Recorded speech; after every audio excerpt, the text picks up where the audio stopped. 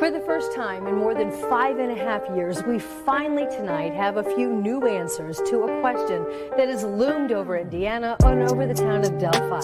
Who killed Abby Williams and Libby Jordan? The end of the bridge you got to go through. Now, I believe that the bodies were found about 50 feet. A suspect in the criminal investigation out of Fort Hood is dead. Officials say he killed himself overnight. They needed that little music in the background. It goes, "Don't be suspicious. Don't be suspicious." Right. Knew about it or was there. He's as guilty as the person who committed. Chilling details in the arrest of a suspected serial killer caught before he could strike again. They dropped the ball, man. Like they said, he went AWOL, and that he was a deserter, and nobody went to look for him. Today is not a day to celebrate.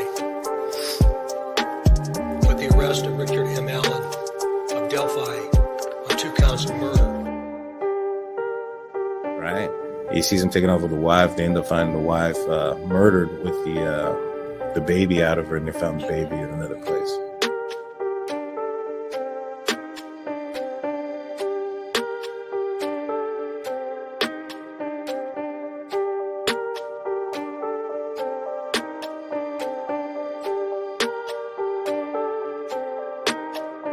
Hey, greetings from the year 3000. It still sucks.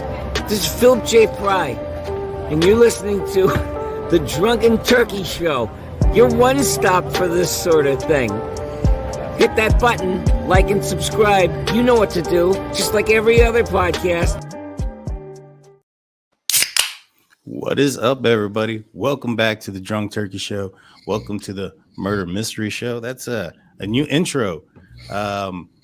The guys weren't expecting it. What did you think about that, Jaime? I thought it was awesome, man. That caught me off guard. I didn't expect that. I was like, oh, you know what I mean? I thought it was going to be the original one. I was like, wait a minute. What's going on here? Am I in the right show? Am I in the right podcast? What about you, Big Blue? What'd you think? I liked it, man. It caught me off guard. I was like, wait, that's not the normal glitching one that skips through.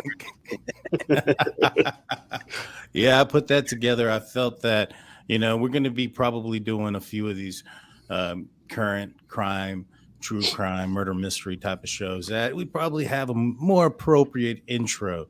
Yeah. If you guys like it, let us know in the live chat. Also, let us know where you're coming from. We're coming from Texas. Myself and Big Blue are from San Antonio. And Jaime, where are you coming from tonight? Del Rio, Texas. Nice. The little big town. The little big town. Now, yeah, we do a little bit of drinking on the show. We talk a little bit of crime, as we always do. Also, guys, if you're drinking in the live chat, let us know what you're having tonight. But first and foremost, I'll let you know what I'm having. I'm excited. It's finally back in season. It is the Crown Royal salted caramel. I found it at my local liquor store. It came with a little neat bag. And I'm mixing it with a little bit of Dr. Pepper. Jaime, are you drinking with us tonight? I am. I'm drinking I think it's called, is it Select Club, the Praline? I think it's the pecan one, pecan praline. Oh, yeah. Yeah, with some Dr. Pepper. Nice. We have a few people in the live chat. Nicholas Velasquez, Steelers fan. Mm-hmm. We have Angie Gibson coming in from Eastern Oregon. Nice. Big Blue, are you? I know you're not working tonight, so is it return of the Big Blue? What you drinking tonight, buddy? Let's bring it out. Slow motion. So it's just a small cup of cranberry pineapple with polar bear vodka with some mango, pineapple, strawberry chunks at the top. Oh, nice, dude. You went all out. Yeah, exactly. I just mixed two things together and I called it a fucking plan. This shit. George Destin says he lives near America's oldest brewery, but he's drinking a Natty Ice. Nice. I love those sometimes. But, man, I haven't had one of these in such a long time. We drink a little bit of the Bird Dog salted caramel while this is not in season. Man, this is good. This is real good. I just bought a bottle of Bird Dog, but the chocolate flavored one. What'd you think of that one? I thought it was pretty good. It's not as good as the other one, the salted caramel one, though. Right. Yeah, and I prefer the salted caramel one. It'll taste Oh real yeah. good if you mix it in like a hot chocolate. Oh shit. Oh man, that's Big Blue would know. He's our expert when it comes to the alcoholic beverages. Yeah, he is, sure is. So we got some news. We got some updates. We're talking the Delphi murder case. Um, Apparently, there's been a little break, not a break in the case, but some information that's popped out. Apparently, what led to the arrest, according to police, and I say according to police because sometimes police don't always put out accurate information. You know, they're trying to keep a lot of this stuff under wraps, but they're saying it was led from a tip. Uh, going through old tips, and that basically they released that Richard Allen had went to the police early on in the investigation, and that he spoke with a state conservation officer and basically told him that he was on the bridge the afternoon that the girls went missing, but didn't see anything essentially. Now, that alone isn't probable cause to go get a search warrant. No. You know what I mean? Yeah. There's more to this story, so that's why I said according to police. There's significantly more for this story. The police searched his house. Now, also what has come out was that Kegan Kline was released from, well, I'm not sure if he was released, but I don't know if it was like a day trip or not, but he did the search that was in the Wabash River was from, I guess, his conversations with officer referencing that potentially there was a knife and a phone thrown in the river. According to police, again, they have claimed to have not found anything. Do y'all find that timeline, though, to be a little bit suspicious? They talked to Kegan Kline. A couple weeks later, they search the river.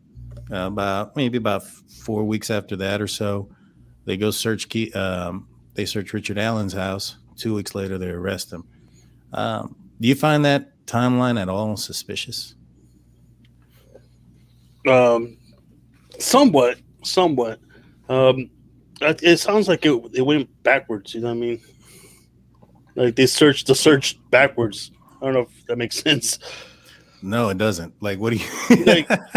You expect him to search Richard Allen's house first, right? Right. Well, no. I mean, I would expect them to.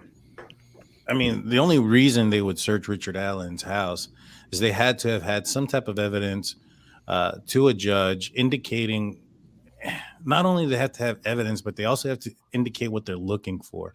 And so they have to come up with, like, for instance, let's say it was drugs, right? Let's just say somebody had marijuana in their house, right? Yeah.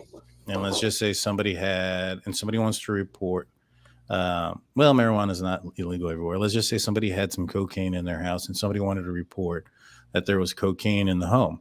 Mm-hmm. Now, in order to get that search warrant, somebody just can't come out and say there's cocaine. Somebody'd have to come out and say, hey, you know what? There's a kilo in the drawer in the kitchen and it's in this and that, right? It's got to be pretty specific. There's got to be some evidence as well for a judge to sign off on the reason to go into the home and go into that to search that particular portion.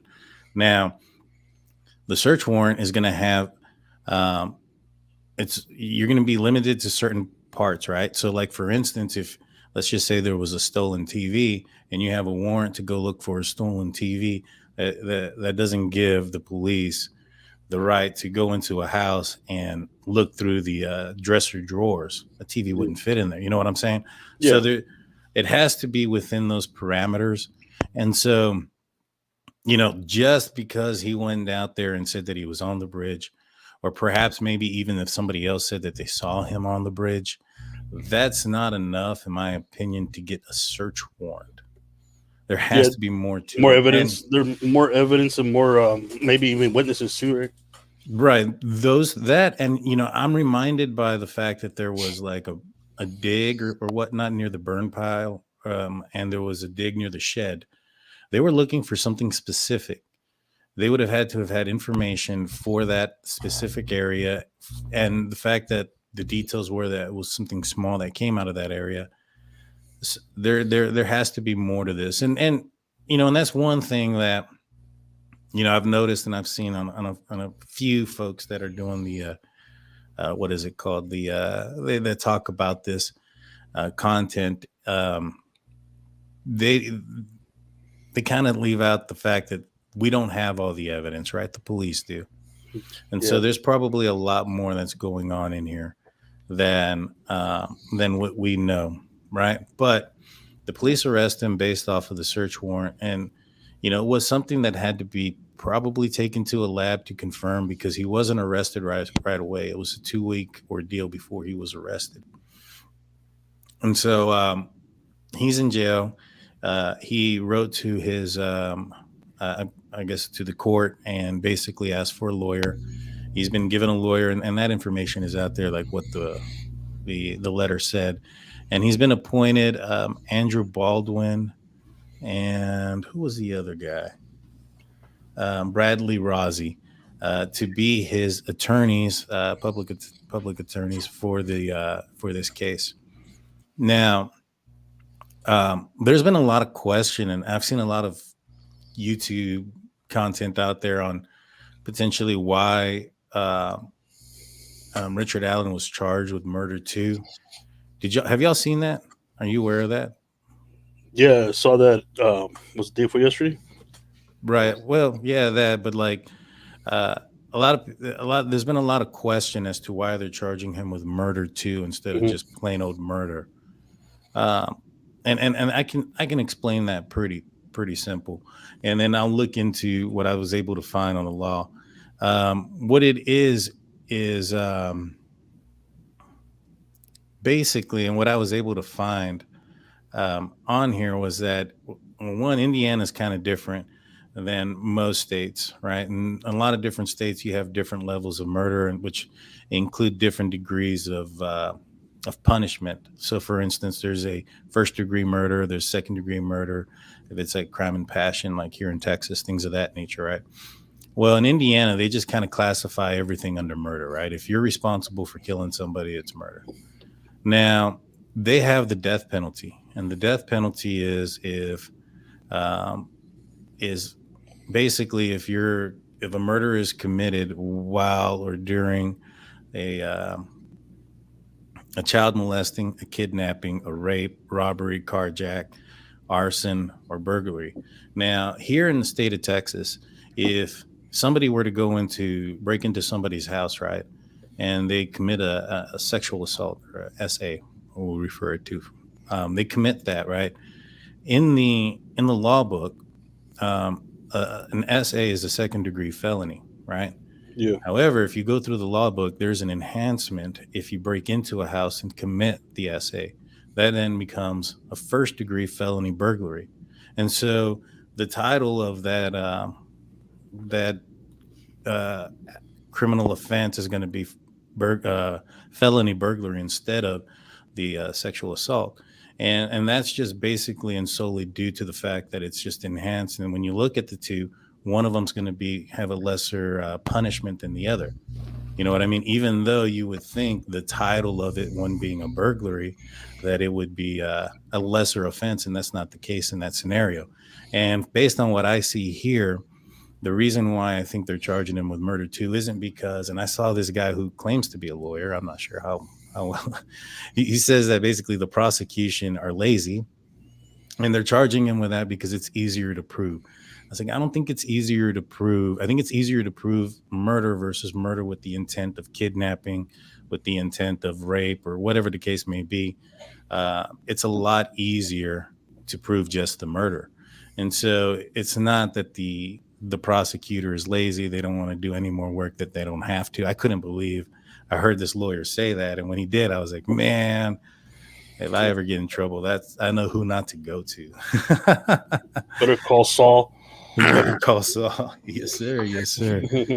And so with that being said, in my opinion, when you look at that, you look at this and where it comes out to it becoming a capital murder, if the victim that was killed was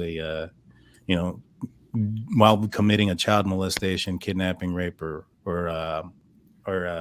criminal gang activity, when you see those things, that tells me that the reason why it's murder too is because that's an enhancement, and I think they're going to be going for the death penalty on RA here and Richard Allen.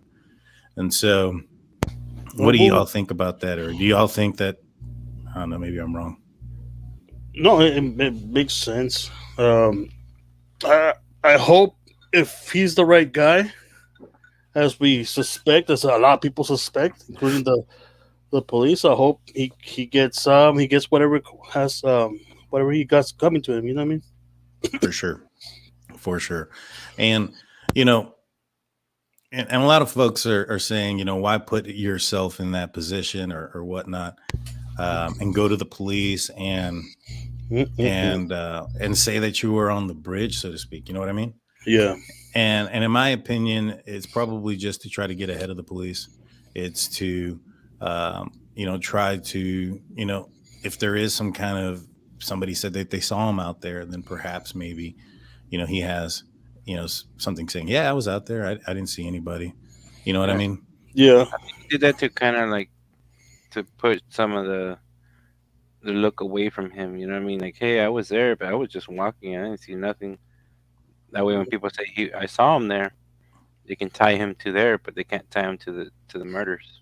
That could be the case, but also, from the serial killers that I've learned about or researched about, sometimes they try to stay in the case as much as possible. I don't know, something about that brings excitement to them. There's a lot of cases where the killer is actually the one doing the search, and it's it's him, the one that killed the person. There's a lot of that. They try to stay in with the case as much as they can. That way, they know what the cops are doing. Right. No, I agree. And also, they just try to, learn as much, like you mentioned, and things of that nature. Let me know in the live chat, guys, what you guys think as far as, why Murder 2. Does this make sense to you guys, or do y'all have a maybe another theory as to why? I know that the second theory is that potentially there was multiple people being used, multiple killers. There was more than just one guy. I want to look into that. Right now, I guess one of the biggest pieces of evidence that's been put out there by the police that is factual is the search warrant on Ronald Logan's home, right? Mm-hmm. Now, I read it through, and we can go through it piece by piece here in a minute. But it's very clear to me that the police pretty hard on for Ronald Logan for this case. Now, if you look at the initial sketch that came out, right, in 2017, mm-hmm. it was an older guy compared to what came out in 2019. In 2019, there was a press conference, and basically Doug Carter, who is the spokesperson for the Indiana State Police, that comes out and talks about what's going on. He said they were going to be switching gears and kind of looking into a different direction, right? Yeah. And so I think what that was they were going to be getting off of Ronald Logan. I think they had already cleared him at this point as far as being the killer. And that's why they changed who it was. Now, this is just speculation, in my opinion. And you guys can let me know in the live chat what you think about it. But, you look at the first sketch, it's an older guy. You look at the second sketch, it's a younger guy. 2019, they say they gave a specific age between the ages of 18 and 40, but may appear younger than what they are. I think what they were looking at was initially, and based on this, search warrant, which we'll go through, they were definitely hard for Ronald Logan. They thought he was the killer. I think they put out a sketch that resembled maybe him a little bit more.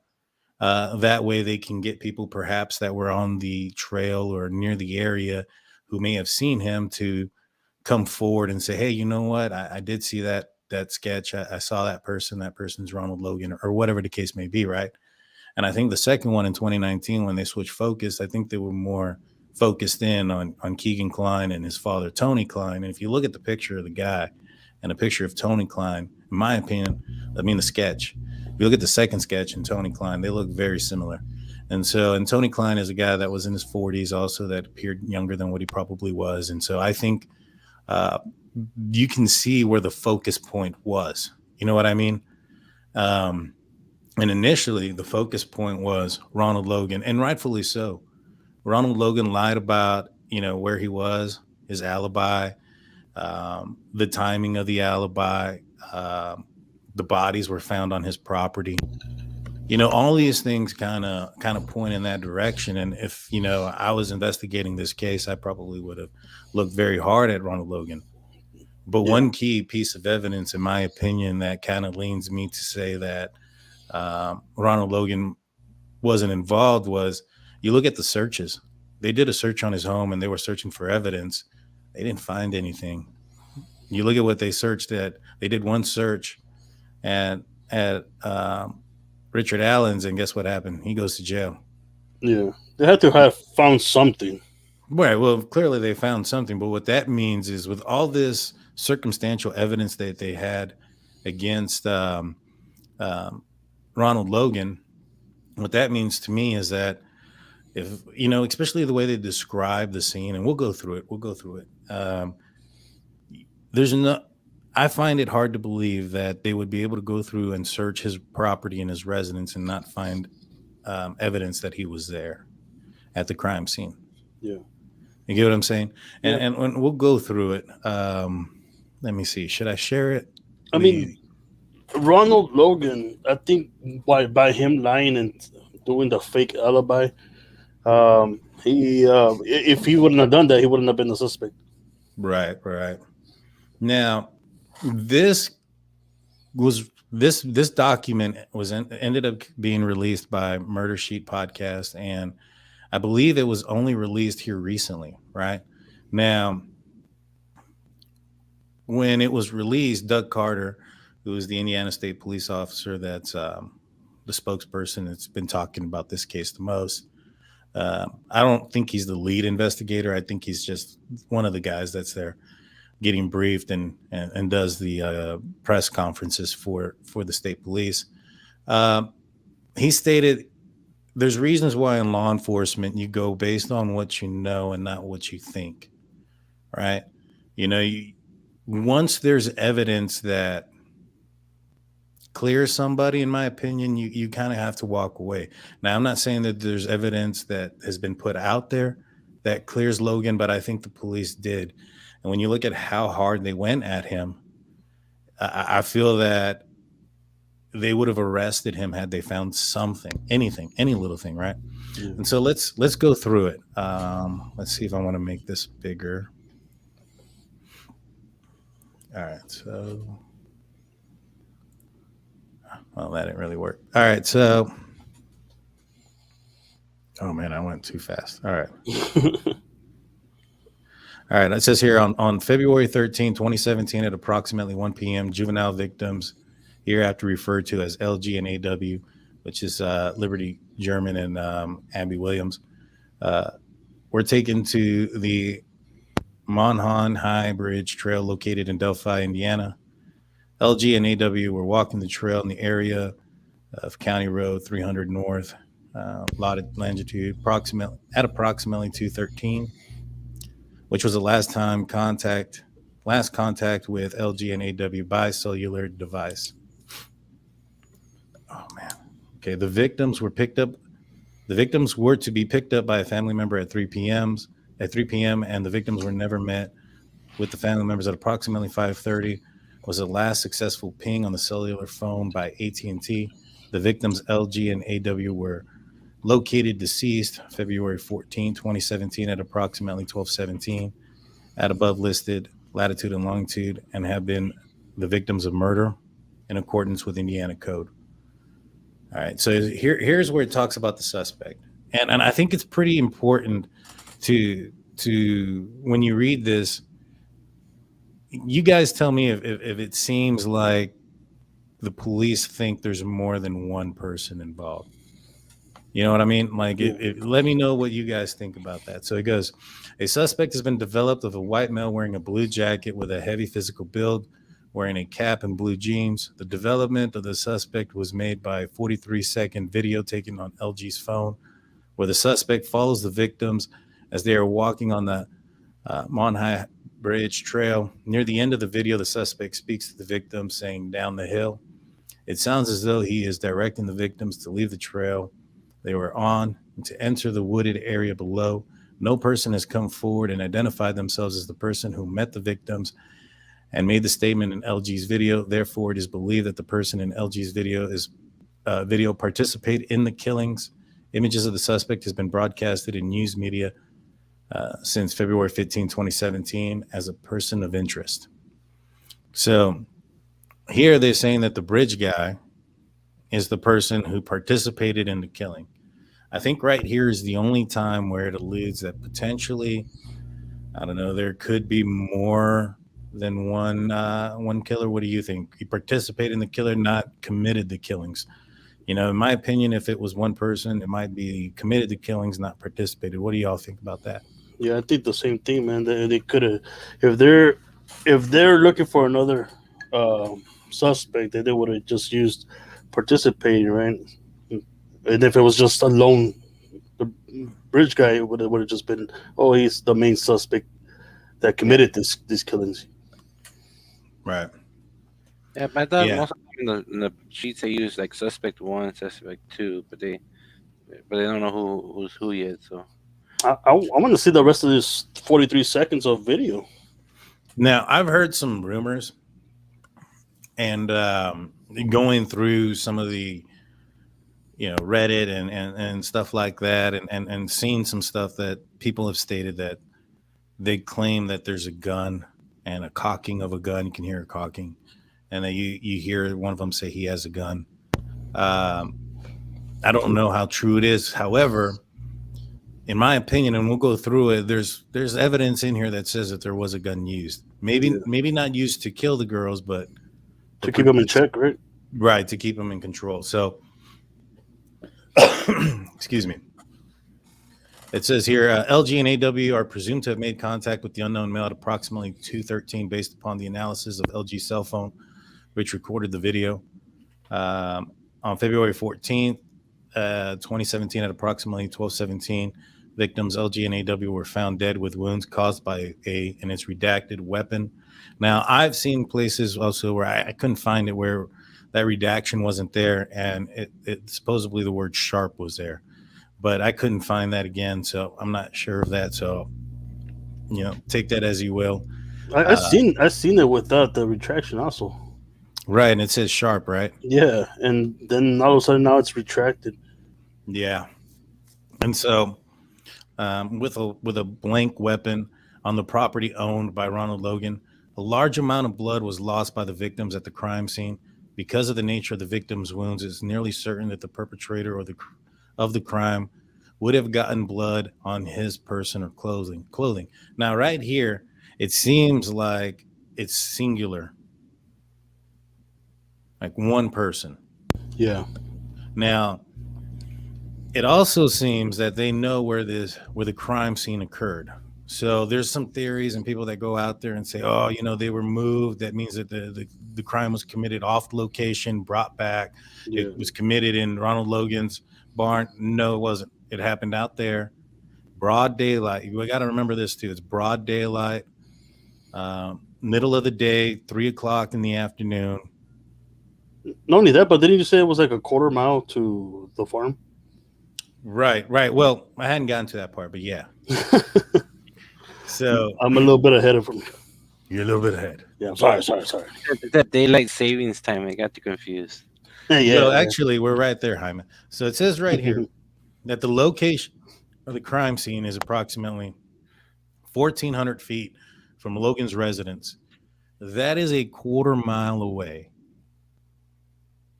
You know what I'm saying? That's a far way to go. So let's just say. Not only that, it's like through brush and whatnot. It looks dense in there. I don't know if it's that dense because we couldn't get a view.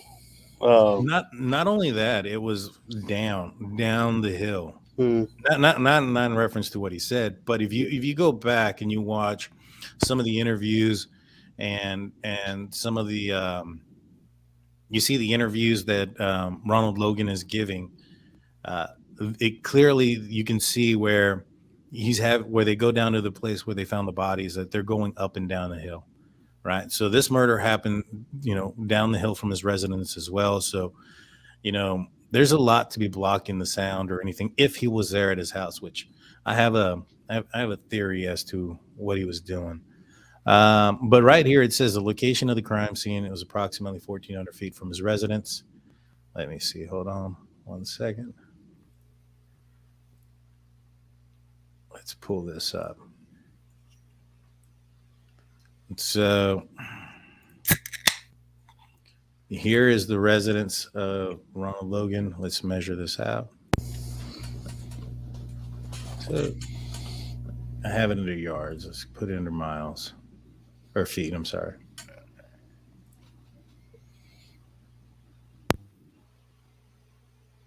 Sorry. Yeah. So I mean, it's way off here, off the edge,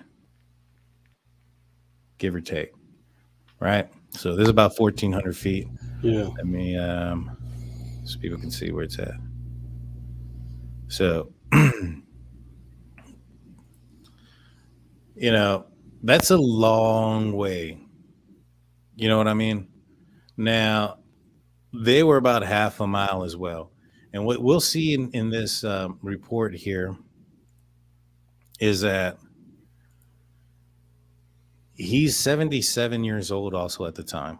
And so for him to have committed these murders, he would have had to have, walked up the trail half a mile away, got the girls, took control of them, took them back to the area, and then commit the murder outside in broad daylight. Yeah. I don't know, man. I don't know. And plus, didn't they say that a lot of blood was found at the scene? Yes, they said right here. It says a lot of blood was found at the scene. In my opinion, it's pretty. It happened right there. So let's go back to what we're saying. So right here it says Logan is 77 years old, right? Yeah. It says Logan, a physical build and consistent with the male suspect in the video on LG on the Monhan High Bridge. Now, this was, I think, before they figured that the person on the bridge was shorter. I think Ronald Logan was a little bit taller, right? This goes into Logan owns farmland and cares for large animals. Logan appears to be in good physical condition. Logan has been interviewed several times. His voice is not inconsistent with the person in the video. So basically what they're trying to say is that he appears to look similar to the person on the bridge, and that his voice it's not saying it's consistent with it, but it's not inconsistent, which is kind of confusing. What do y'all think about that statement there? It's a lot to depend on that recording of I think it was it Libby's phone, to put all your trust in that, because at one point I'm pretty sure I sounded like him. Yeah, it was crazy, man. So, man, I may have gone up too far. Let's see. No. All right. So the next page this is where things get interesting, right? It says here, it goes, it was also discovered that the blank of one of the victims was missing from the crime scene, while the rest of their clothing was recovered. Now, that's a long word. Undergarments? That's what I was thinking too. Underwear?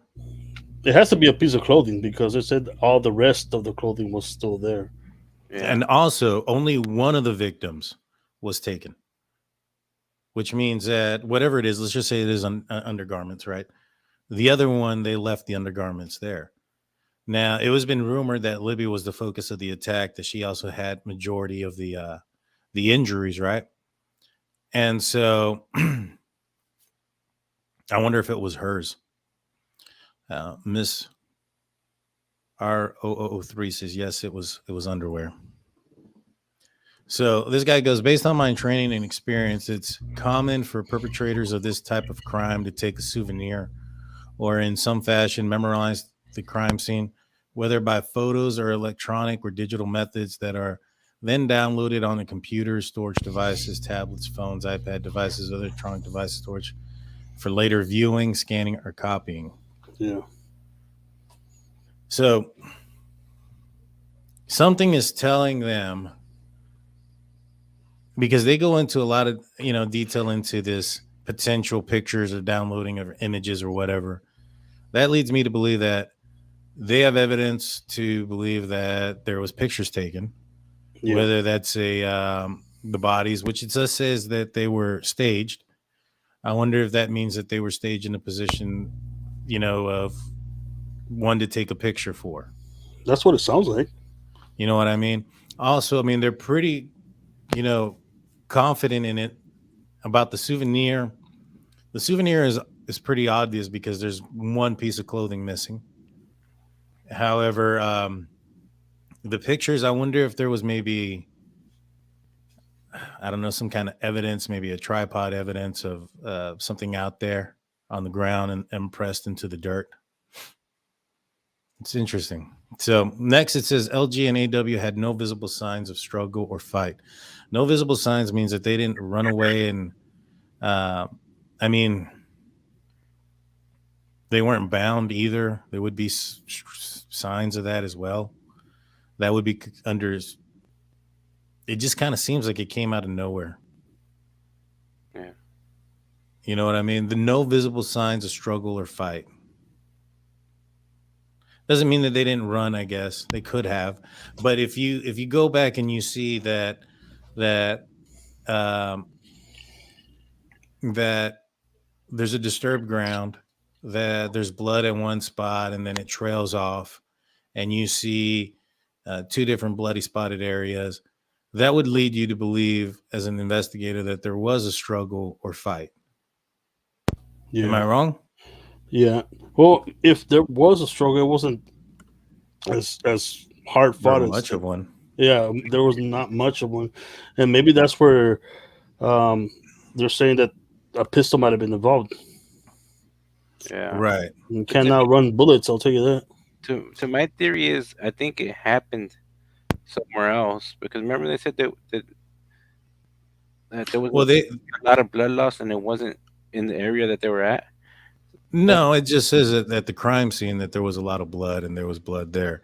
And then I think it says that the bodies were moved and staged, but it doesn't say how far they were moved.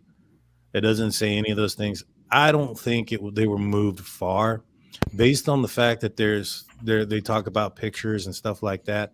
Yeah. I think the moved and staged part was reference to taking images of them, not so much to move them away from the crime scene. Like posing them, right? Right, exactly. Posing them for something versus moving them away from where the murder happened. And so right here it says, during the process of the crime scene, investigators located unknown fibers and unidentified hairs, which may be later used for comparison or similar fibers or hairs. Now, the problem with that is these little girls had spent the night. They had a slumber party, I think, the night before. So they were around and amongst a bunch of people and bunch of kids in an unfamiliar home. That's going to be tricky. But if, for instance, let's just say it comes back that these fibers are from, a rug or something. Maybe they were moved. Maybe they were cleaned, right, while they were staged, and maybe there was a towel, and they found a towel similar, and they can test those fibers from that. That's possible. Yeah. But fibers and hair and stuff, they depends on where it was. Now, the fact that there was no visible signs of struggle or fight doesn't lead me to believe that there were defensive wounds or, things of that nature. So right here, it says Logan owns numerous weapons, including handguns and knives that were observed by law enforcement agency LEOs during the execution of the search warrant that took place at his home on March 6, 2017, right? Logan's home was searched as a result of the probation violation. The search was limited to the discovery of the firearms and included only his main residence. So they were looking at firearms. The fact that they were looking at firearms means to me that there was a gun involved and they saw the gun, possibly in the video, or they had evidence that there was a gun. Yeah, because like I said, like for the girls to not run, if the guy's using a knife, just a knife itself, to keep him in check, I kind of fear that one of them will try to make a run for it. I mean, I would think one of them would as soon as the other one suffered a major injury. Yeah, but like if he had a gun, then. But then again, you have to realize too, these are little girls. There is exactly. such a thing as being frozen scared. Yeah, like I said last time, it's like I might say that right now, but if I was in this situation, I'll probably be doing something else. Right. And so it says here on October 14th at approximately 9:20, Logan contacted his cousin Blank.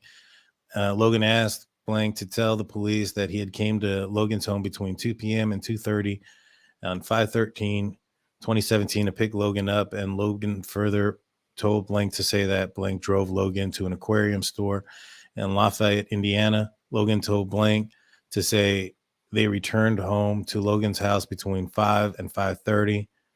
So they found during the search, they found a receipt that showed that he was, and it comes out right here. A receipt was found from the Aquarium World in Lafayette for 5/21. Right. So here's the thing. This guy was, I think, is on probation, maybe parole. He had a lot of DWIs, and so he wasn't supposed to be driving. I think he was I think he left around 2:00. I think that potentially, around that time, the time he left, and this is just me thinking, if Richard Allen had in charge of the girls, right, and he was coming down the back trail to the back end of the property there, he sees Ronald Logan leaving because that's the time he left. He knows who probably Ronald Logan is. It's a small community. Yeah. He knows that how big that property is, and he may have committed the murder there because of that and saw him leaving. Now, there's been some speculation that potentially Ronald Logan or whoever was the killer, because remember I asked you this last time. I was like, where did the guy go to get his car? Like, there would have had to have been his car somewhere. Where would he have gone? Like, you don't just park at the beginning of the trail and then walk the trail all full of blood. Based on this, there was a significant amount of blood that he would have gotten it on this person. Like, he had to have gone home a different way, right? Yeah. And if he left his car back at the trail or in the parking lot, it would have been obvious. You know what I'm saying? Yeah. Like, hey, there's this car here, and he would have gotten caught a lot sooner. And so there's been theories that he parked at a cemetery. This is the cemetery right here. This is the cemetery that he potentially could have parked at. It's off this road right here, which is where Ronald Logan lives right there. You pull in here, it goes all the way to the back, and right here, you can easily park and walk through to get to the back of the bridge. How far is that from there? The bridge to the cemetery? Let's find out. It's 1,120 feet. It's less of a distance than Ronald Logan's house to where the bodies were found. But yet Richard Allen is a lot younger than Ronald Logan. Right. Yeah. Right. So let's go through some of these comments real quick. I heard something about cat hair and RA's wife rescues cats. I heard that too. I heard that there was a potential for cat hair and that there was a cat. That could be it, because I don't know if you remember this, but back in the late 70s and early 80s, there was a guy killing kids out there in Atlanta, and they arrested Wayne Williams, a guy named Wayne Williams, because they found rug fibers and dog hair on one of the victims, and they traced it back to him, and they convicted him of like 14, 15 murders of kids. Yeah. Well, I mean, when you have the rug and the dog hair combined, then and you talk to him and you ask him, it's like, hey, was there any reason why this person would have, rug, your rug or cat hair, dog hair? Yeah. And if the answer is no, like they've never been in my house or whatever, then you catch them in a lie, and then that leads you to believe that that's where the murder took place. But to find cat hair, I mean, it's possible. It's possible. It'd have to be. I mean, it's a small town, so Yeah. it could be. It could be. I mean, there. I know that Richard Allen had children too. I wonder if they were the same age or if they knew each other. One video said something about RA's car being parked at the CVS parking lot. See, the CVS parking lot was kind of far, though. Watch. He worked at the CVS parking lot. This is where the CVS was. Yeah. And so CVS is that's significantly, that's a really good distance and through town. Yeah, that's way too far. Yeah, I did hear that he potentially had parked at the old CPS building. Maybe that's what you meant, and that wasn't there anymore. That's possible. They were looking for a car there as well. Yeah.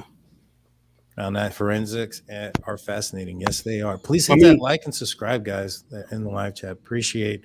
And if you have questions or comments about what we're reading and you want to put, have input to this, maybe there's something we're missing. We just started looking into this case about 2 weeks ago, so we have some fresh eyes into it, but we also come with the, knowing that, Richard Allen was arrested. And so I know there's been some way, way more deep dives into Ronald Logan. Let us know. Ask us the questions and we'll see if we can come up with some answers for them. Yeah, definitely. On the, I was saying earlier that, back in the late 70s and early 80s, they found this guy with the fibers on the victim with, was it dog hair and a rug? And that was back, early 80s, man. I mean, I'm pretty sure our forensic has evolved since then. Oh, I'm sure. What about you, Big Blue? You got any thoughts on any of this so far? Yeah, man. I think the theory about parking by the cemetery is probably more plausible, because you can't be committing that kind of crime and not getting any blood on you, and not like when I go down the trails. Yeah, I do a lot of trail walking. I don't stare at every person, so there might be a person that might, hey, just ignores you. But sometimes, when somebody looks a little off, you look at them, you know what I mean? It's like, hey, you hear all these people dying on trails, so you keep an eye out for that kind of stuff. So for sure, you would notice like blood all over them and be like, okay, something happened. Is that something that they might have found at Richard Allen's house that he was burning? What? Maybe his clothes. But burned this long later, 5 years later? Maybe. I mean, that would be crazy. He put himself at the scene. That according to reports, that he went to the police department. He told them about being on the bridge. It's ballsy to keep souvenirs and stuff. You know what I mean? No, yeah, but I mean, just like I said, it doesn't seem like it's his first rodeo. If that's the case, then he's gonna take souvenirs. You know what? To tell you the truth, like on serial killers or other murderers, they rarely take souvenirs the first time.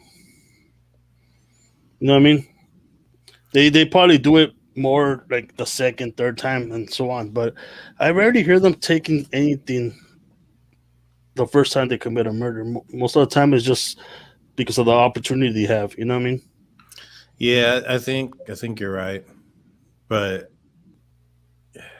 if he did, and he had, let's say this guy killed them, took souvenirs, took photos, you know what I mean, and got rid of all the stuff. It was planned from the get-go. Then he was, pretty much stalking these kids. You know what I mean? Right. Says that somebody wrote in the chat that there's a private driveway that drives beneath the bridge. So that's another place they could have parked, but it's private, so it's hard to say, who can access it. How they looked at that? Yeah, well, man, I ain't gonna lie, man. We've been through some private areas too for fishing, and That's true. We didn't ask for permission. Oh man, we got caught too one time. Yeah, true story based on true events. Maybe. I mean, I'm not seeing a private drive going that direction. Let me see. Maybe it's. And so it's possible. All right. Maybe like a trail that goes down to the river. I mean, they did take his vehicle in the search warrant, right? Yeah. And so, in my opinion, one of the things is if he drove to that location and left, and he has blood on his person and body, then there's possibility that that blood may have gotten in the car, in the seat, in the floors, things of that nature, off of his shoes, fibers, hair, evidence, DNA of the girls, things of that nature.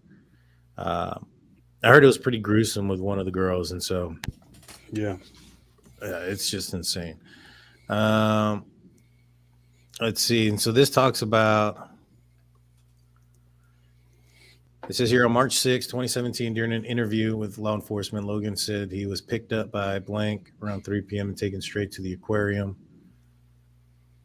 Oh, wait, hold on. I already read that part. All right. So right here it says on March 12th, Blank explained in an interview that LEO that Logan had called him in the morning of 14th and asked him to provide the alibi for Logan's drive to the aquarium. The phone call was made prior to law enforcement officers' discovery of LG and AW's deceased body. Based on the investigators' experience, it's reasonable to believe that the creation of an alibi prior to the discovery of a crime indicates culpability and knowledge of the crime. And so basically all they're saying is the fact that he asked for an alibi during the time that these girls potentially were murdered, prior to them knowing that they were murdered and or any of those, prior to them knowing they were murdered, that this is very suspicious, right? Yeah. Definitely is. 100%. Yeah, like I said, if he didn't lie, he wouldn't have put himself in that position. But if he would have told the truth and said that he was driving and or going to a bar or going to a place to drink, which he was not allowed to. But I mean, now that we know he passed away, does it really matter? I mean, if he would have gone to jail, he would have been there for a little bit. Yeah, but like what I mean is like at that time he didn't want to go to jail for anything. You know what I'm saying? Yeah, no, I understand that. I mean, like when he came up with his alibi that he was out there, and he asked his cousin to come up with an alibi for where he was at, was also before the girls were found.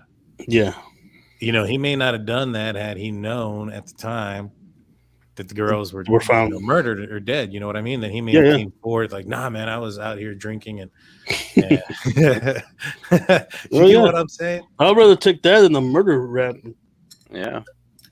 100%. And so yeah, I think that's what it is. It's just like it's pure coincidence. You know what I mean?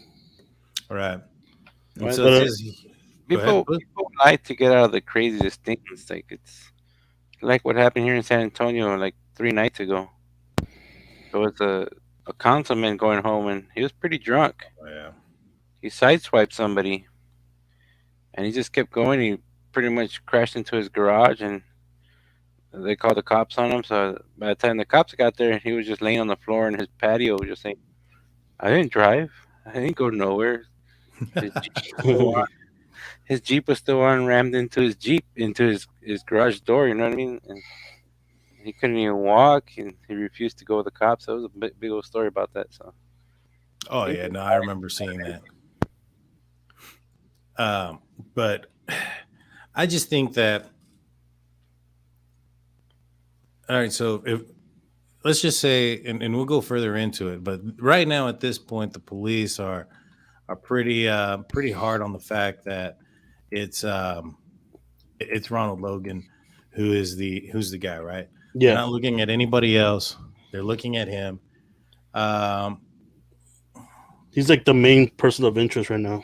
Yeah. Or for the alibi, the fake alibi, plus the girls being at the property, at his property, right?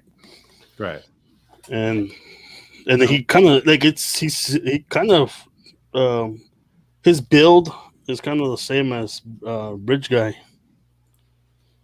Right. And what they were saying too was that all right, I changed it for those that are watching. If you could, I had it on there. Only subscribers could comment in the comment section. I wanted to change that to get people more interaction. Well, I think you left it on from the last podcast. yeah, I just took it off. But yeah, what was it that you said again? Oh, I said that he made him that he was a main person of interest because the bodies were found in his property plus the fake alibi, and like especially because like it would have been different if it was a different day or a different time, but the times kind of lined up. You know what I mean? Right. And so the next few paragraphs go into, like, for instance, they talk about the cousin saying that the Bridge Guy looked like Logan. They talk to they find out that between 11:27 and 11:32 that he was out in his Ford pickup dropping off trash, right? And they got video evidence of it, right? Yeah. And thank you so much, Miss R300. She said they should subscribe. I really like you guys. We appreciate that. Thank you so much. Yeah. So if you look at the video, right, the guy's bundled up. It was reported it was an unusually warm day, right? In my opinion, the guy was out there all morning, right? You see the type of clothing that he's wearing.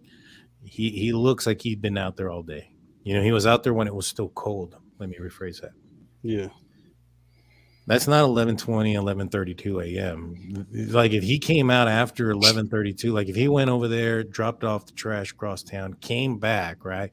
And at that moment at noon, because let's just say it took him, maybe 35 to 40 minutes to get back home, walk the trail, walk to the Monheim Bridge. So then he was just kind of chilling out there from 12 to, about an hour and a half, waiting for somebody to come by, stalking his predators, his prey, so to speak. I don't know if he's going to be bundled up to the max like that. You know what I mean? Yeah. Could be just speculation, but I just, when I saw that he was at the transfer station right here, approximately 11:53 to 11:58 a.m.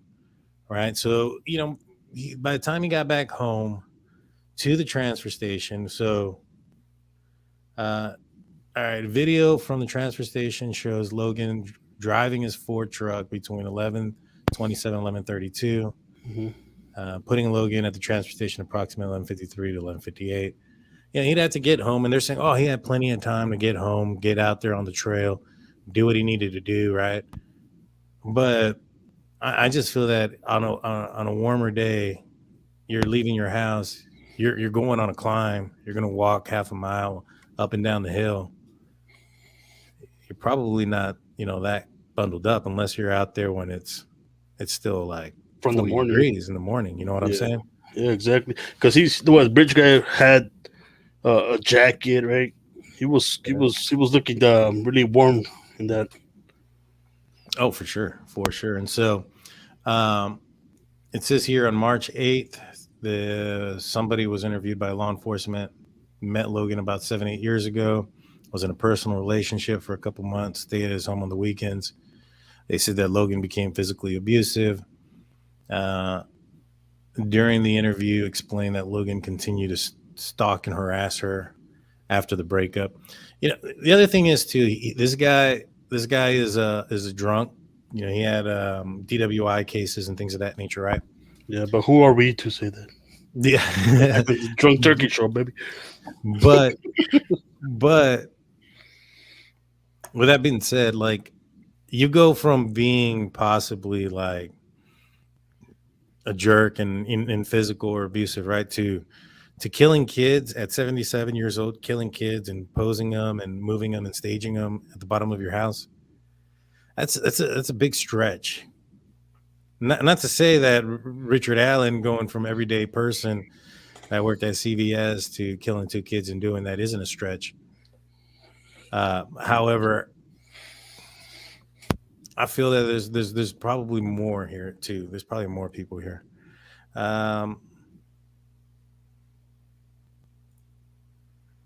Catherine Keon says, if you're going to go and commit a murder in the afternoon, Why not go to the dump the next day? Why go to the dump the day of? I think it was the day of that we went. That's a good question. I think he's trying to get as many alibis as he can. But that's before the murders. That's at 11 o'clock, 11:30. It would be premeditated to the max, right? He'd have it planned out. Yeah. Do you think that if he had it planned out to that point, right, that he knew that he was going to go to the dump, take care of business, and go kill somebody, that he would do it in broad daylight at the bottom of the hill there, half a mile from the trail? Or do you think he'd take the girls inside his house or into his barn or somewhere else secluded? You would have had that planned out, right? Yeah. Do you get what I'm saying? That's why that doesn't make sense to me. And so, Chris Todd, Delphi whistleblower, released a book, Forest for the Trees, fully accusing RL 3 days before RA was arrested. I saw that. And I saw that on a podcast. I don't know who he is or any of that nature, but I do recall that there was somebody who wrote a book and he was fully accusing RL. And I get it. I get why you would in the beginning. But once you realize that, and you got to remember, this was a 2017, this warrant wasn't leaked out until this year, I think. It was like 6 months ago where this document was leaked out. When this document was leaked out, Doug Carter had came out saying, hey, you got to go by what you know, or the law enforcement go by what they know, not what they think. Right? Because you can think of all these narratives and all these possibilities. You got to go with what you know and what the evidence proves. Yeah. And once there's somebody that's cleared, which I think he was, and like I said before, the evidence to me that kind of, if you follow the evidence and follow what the police are saying, they kind of tell you what they're doing, right? The sketch came out early on. It looked like an older guy. Yeah. This right here, this was a month after the or not a month. This was shortly after the murders had taken place. You would think that, in my opinion, what they're doing is they have a sketch that resembles probably more so Ronald Logan. And in 2019, they had that press conference where they talked about changing gears, switching up the way, switching the focus. They came up with a sketch much younger person. And in my opinion, they started to focus in on Kegan and Tony Kline. I think that's why the age was put at 18 to 40. If they had any incline that they still thought that Ronald Logan was involved in this in 2019, wouldn't that age be like, I don't know, 18 to 77? Yeah. He was an old dude. That's why I don't believe he's like that he's the killer, you know what I mean? I think there's more. It falls more on Kegan, and not that saying that Kegan's the murderer too, but that he has some involvement. You know what I mean? Because he doesn't look like Bridge guy. I'll tell you that. Right. Neither one of them do. Mm-hmm. Now, when you combine them and you put them together, like he said, they kind of do. But you look back at the 2019 transcript of Kegan Kline, right? The police at that point are really pressing Kegan Kline for information basically on his dad. They think that they do some weird crap together. They talk about going to Vegas and hooking up with hookers at the Bunny Ranch. They talk, so he says, they're basically telling him, if you're willing to do that, you're willing to share pictures and do this, that. Wait, that's not normal? Maybe not. But apparently they go through all that, right? Yeah. And they're really pressing that it's the dad. Not and Kegan Kline denies a few things. And I mean, this is just me thinking out loud. He denies a few things. Maybe Kegan Kline does know Richard Allen, and there's a reason why he doesn't want to tell him he knows him. Might be something because Kegan Kline denies some things that I think he considers embarrassing. They ask him about some, I think, bestiality stuff and really small child stuff. And he's like, oh, no, that wasn't me. That's not me. I don't know what that is, right? But then he admits to other things that are illegal as well, right? Yeah, but they're lesser than, it's still illegal, but it's not as Well, If they charge but it I mean, wouldn't be so but the much. bestiality stuff, I don't know how legal that is to watch or not watch in Indiana. But But they also found child abuse videos. They found child abuse videos on his phones. right. I mean, there's some crazy stuff that's on there.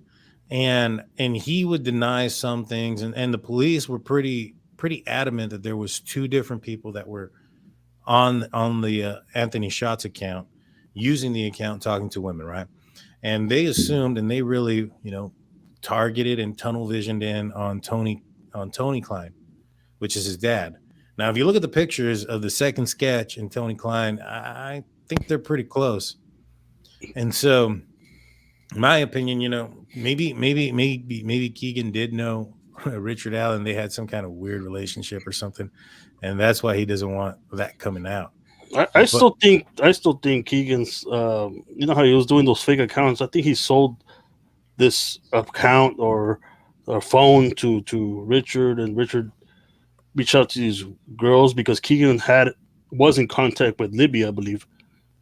Yeah. And I think that's why he doesn't want to, he doesn't want to say so much and get more involved into the murder itself, because they probably know each other. I think more likely. Right. I think when I was watching the news report yesterday night at work on my break, they were saying that there was a court hearing scheduled for Tuesday. I think it's next Tuesday. Yeah, a week from today. To see if they're going to be able to release what they arrested him on. So that'll be a big break in the case there, and some more information for us to know what's going on and what they found. Yeah, Right. for sure. Now, here's the other thing. So I'm not sure if it was in this article or in this warrant or one of the other ones, but when they say that they were looking for the phones, right, it says they were pinging, and that it would ping throughout town and then come back to the Monon Bridge, right? And they talked about it being because it was, I think there was only 2 cell phone towers at the time. Now, you kind of contradict yourself when you say, "Oh man, this one person's phone pings all over town because the cell phone towers aren't very accurate," right? Yeah, you have like so much radius. Right, and then you look at Richard Allen. I mean, not Richard Allen, Ronald Logan, and they say, "Oh, he pinged around the bridge at the time of the murder or at the time of the kidnapping, and he pinged at the bodies later on that night." And I'm like, I mean, he lived there, and the property is less than a quarter mile away. Yeah. Given the fact that you can't really trust those pings, you know what I'm saying? But I mean, to a certain extent, I guess. What you can check or see if he had, how all of us love our Facebook and Snapchat and all that, and maybe if they have their location settings on, maybe they can get a warrant to check those. Because I mean, if I go to McDonald's, it'll say 5 people on my friends list have been to that McDonald's. You know what I mean? It marks where you go. Right, but that's different between that GPS location based on your location on your cellular device on what you're using and a cell ping from a tower. And it is different. And second, like, from my understanding, now things have changed since I used to know more about law enforcement stuff. I don't know where technology is now. Maybe perhaps they can pinpoint it, but 5 years ago, that wasn't the case. And especially when you look at the fact that they talked about Libby, her phone was pinging all over the place. Yeah. That leads me to believe that you're going to have some triangulation issues due to the small size of the town. Then you have a bunch of people in that one area. That's also going to affect the radius in which the triangulation is going to work. You had a lot of people out in that area searching for the little girls. And so I don't know how accurate that those things are and how much weight you can put into that situation. But, right here in the next paragraph, it goes, a call was placed using Logan's cell phone, produced a cell tower data that shows Logan's cell phone appears to be in and around his property on February 13th at 2:09. Although his exact location cannot be confirmed, the tower data shows that Logan's cell was in the Delphi area of the Moan High Bridge Trail. Now, the High Bridge Trail was less than half a mile away from his house. Like, that's where it's at. You know what I mean? But didn't he say he was at? He said he was at the aquarium at 2. Right? Yeah, and he produced a receipt at 5 something for it. But yeah, I think it would have been a different story if Ronald Logan's cell phone pinged at a different location, an isolated location, not from in his property where the bodies. If the bodies were in a different spot, Right. if it would have pinged there, then that would have been the probable cause because he has no business there. You know what I mean? right. But if it's in his own property, and I mean, like I said, the radius on, I don't know how big the radius is. Shit, if they could be closer to like 50 feet, it would have been a different story. You know what I mean? If they can ping it to like 50 feet, okay, then that's a whole different story. But if it has 2-mile radius, and that's a lot. That's a lot of ground. That includes his house and probably a couple of neighbors. Right. As far as this question goes, has anyone seen or heard definitive proof BG is who says down the hill? I've only seen or heard them say BJ is, and so on and so on. Mhm. Earlier on in this affidavit, it says that they recorded a man following him, and that the man tells him to go down the hill. So let's see. So they based on this, they believe that it's Bridge Guy that's saying going down the hill, based on the recordings and what else was put into that 43-second audio clip that we're not aware of. I wonder if they're going to release that. I doubt it. Probably not until the trial. Yeah, I doubt it. You know, all that's not going to come out until the trial. But a week from today, they're going to come out and talk about the probable cause affidavit. And we would recommend you guys to subscribe and hit the like button and hit that notification bell, because next week when they do so, we're going to break down the probable cause affidavit piece by piece if it does get released, and we'll talk about what it is that they know. Yeah, I'll hear more of these too. Watch. That's true. That is true. If you guys are consuming any adult beverages, let us know in the live chat what you're having tonight. Let us also know where you're coming from if you haven't already. We're coming from Texas ourselves. All right, so analysis from Logan's cell phone data revealed that a text message was sent from his phone at 7:56 p.m. on February 13. Initial exam analysis indicates Logan's phone was likely outside his residence and in the proximity of where LG and AW's bodies were located. I don't think you can tell that. Like, the radius is big. You know what I mean? It's like, it's not that pinpoint. And the problem is, like, that's frustrating to see, because you see what it says about Libby's phone and how all over the place it's at, and then them trying to use the same kind of technology to say that somebody else was near or at a certain place. You know what I'm saying? Yeah. And so Logan met with LEOs in and around February 17th while they were on his property. Logan was physically able to get up and down the hill from his home to the crime scene. Let's see. This talks about a sexual relationship with Logan for 3 years. Another witness or person. This is just speculation, saying that when they found out that there was missing people or girls found dead on his property, that they thought he did it. That's all speculation. This shouldn't even be on this like that honestly should not be on there as far as a reason to get a warrant for somebody. Hearsay, pretty much. Yeah, or not even that. It's just speculation based on, like, oh, I know how he is. It's him. Like, you can't. That's not enough evidence to get a search warrant.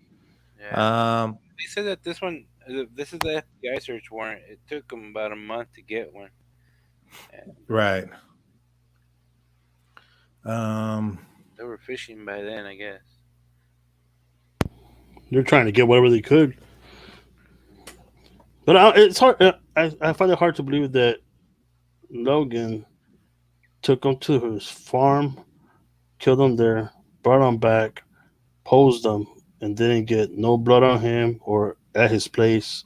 Plus, he has to go through rough terrain at 77 years old without any witnesses watching him take the girls or bring them back. To carry 2 limp bodies. Yeah. That's tough, man. Like where I work, when somebody passes out and I had to pick them up and put them on the table, my struggle is just trying to get one person on the damn table when they pass out, and I can imagine them trying to carry 2 bodies around. You know what I mean? Yeah, and it makes more sense because, like they said right now, that there was a lot of blood at the scene, meaning they were killed there because that's when you bleed out because the blood is still the heart's still pumping blood. Yeah. I mean, I don't know how they didn't get blood on them, because I work in a pretty place where there's blood and vomit everywhere. When somebody's bleeding quite a bit, that blood drops, and it splashes on my shoes. It splashes all over the place. You know, when I'm trying to bandage up these really big wounds. Yeah. You know? And then here they're saying that who got throat slashed? Supposedly Libby had a bunch of the majority of the wounds. Yeah, that's what I have heard. Look, when you, well, not when you, but when the knife goes and punctures skin, blood's gonna come out, man. Like when you going back. Yeah, and forth. I mean, it's just there's, like they said, the nature in which the of how they were killed led them to believe that they would have gotten it on their person. So this says here that on February 13th, LG's family began searching the area on the trail where LG and AW were initially dropped off, beginning shortly after 3 p.m. LG and the family and other community members joined in the search shortly after. Carroll County Sheriff's Office was notified of approximately 5:30 that LG and AW were missing. Once search for the LG and AW began, no one reported seeing any person matching the description of the male on the bridge. So, it's, at this point, and nobody has came forward saying that they saw that guy. You know what I mean? So all this speculation saying, there was a bunch of people saying that they saw this or guy or that guy. Yeah. Nobody that says very clear as day. Nobody saw it. Nobody came forward. The FBI has established a database for collection and organization of tips provided by the public. In this case, search for the database has revealed 15 tips in which citizens, both known and anonymous, attributed to the crime to Logan for various reasons. But if any of those reasons were valid, it would be in the search warrant. Yeah. And there was only 15. They got thousands of tips. I heard there were over like 70,000 tips. Yeah, but 15 of them, and some of them were anonymous, which could have been Richard Allen himself. Could you imagine? If Richard Allen did this? He saw him leaving. He knew he wasn't there. Saw him driving. Right. He saw him driving, so he knew that he would. Is not supposed to be driving. Has a record. I mean, maybe he knows, maybe he doesn't. Yeah. But it's a small town. You know what I mean? Everybody knows everybody there. Oh, so, possibly knows about the DWI, as Richard Allen had a DWI himself. You know what I mean? So potentially they knew each other from drinking, sees him leaving. Not saying try to pin it on him, but, give doubt to it being him, so to speak, right? Yeah. Let's see. Based on the above information and facts, Logan was in the area of the crime that occurred. He provided false information about his activities during the crime to law enforcement, has a prior prosperity for violence, employed others to assist in deceiving law enforcement, and plotted an alibi for the crime, which has not yet been discovered. Right. So this is all just going on based. So when they do this search, this is basically saying that they know that he is the prime suspect here. Right. Yeah. So it says here, based on the at forth mentioned facts, I believe there's probable cause to believe that Ronald Logan has committed the crime of murder, and evidence of that could be found on Ronald Logan's property. Affidavit request of a warrant to search Ronald Logan's entire property located at blank Delphi, described as a white 2-story single-family dwelling, including his detached garage, outbuildings, and vehicle, a white Ford 250 bearing VIN number for evidence related to the murders of LG and AW for the following property. Any and all evidence pertaining to a murder, including clothing, forensic evidence, blood, seen and unseen, hair, bodily fluids, seen and unseen, fibers, weapons, including guns and cutting instruments. Right there, that tells you for a fact that there was a gun and there was a cutting instruments. Now, Mary says here that they were found 200 feet from Logan's back door. That's not true. Here in this affidavit, it stated that they were found 1,400 feet from his residence, 500 feet away, about 50 feet away from the creek. It's about a quarter mile away from his back door. Let's see.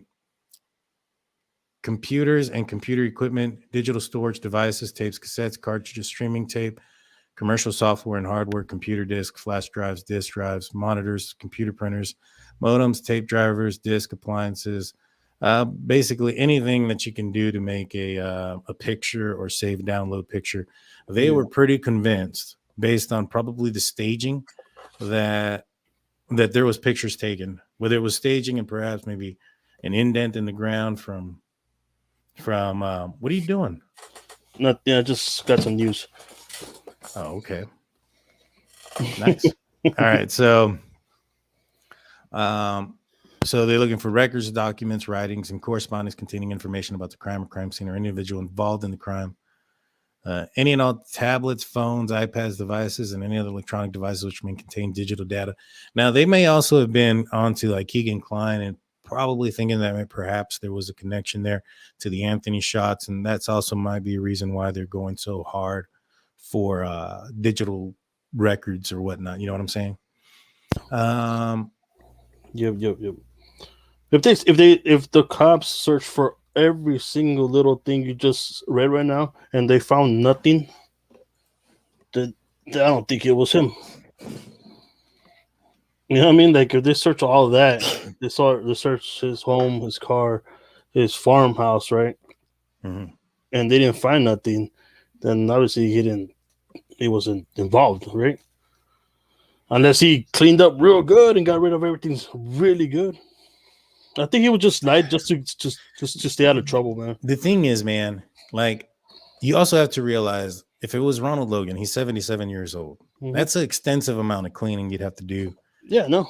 Like, you know, there's especially after a murder, the eyes were on him right away. You know, initially right off the bat, based on this warrant, they were gung-ho about Ronald Logan. And rightfully so. There's no reason as to why not. Now, I had found some other information that had stated that they had found hold on, let me see. I was gonna say, because sometimes I'm 36 years old and you still see the ice cream stain in front of my refrigerator yesterday. I did not. He's cheating on his diet. He's cheating on the diet. I'll get it later. I mean, yes, and like I was saying, the way they were staged, and I found this somewhere. I'm gonna see if I can find it real quick. When they were found, they found them basically lying in the grass near the trees, right? I want to find the exact quote.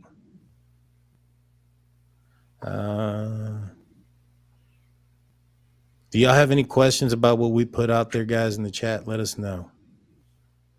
And if anybody's wondering what I'm drinking, because I'm always making it look kind of weird, it's a Victoria with a little bit of my favorite tomato cocktail, Amato. Without the tail. Let's see. I'll say this once. These are fighting words. Mexican beer is better than American beers. I'll say that much. Oh. Now, oh man, where was it? There it is.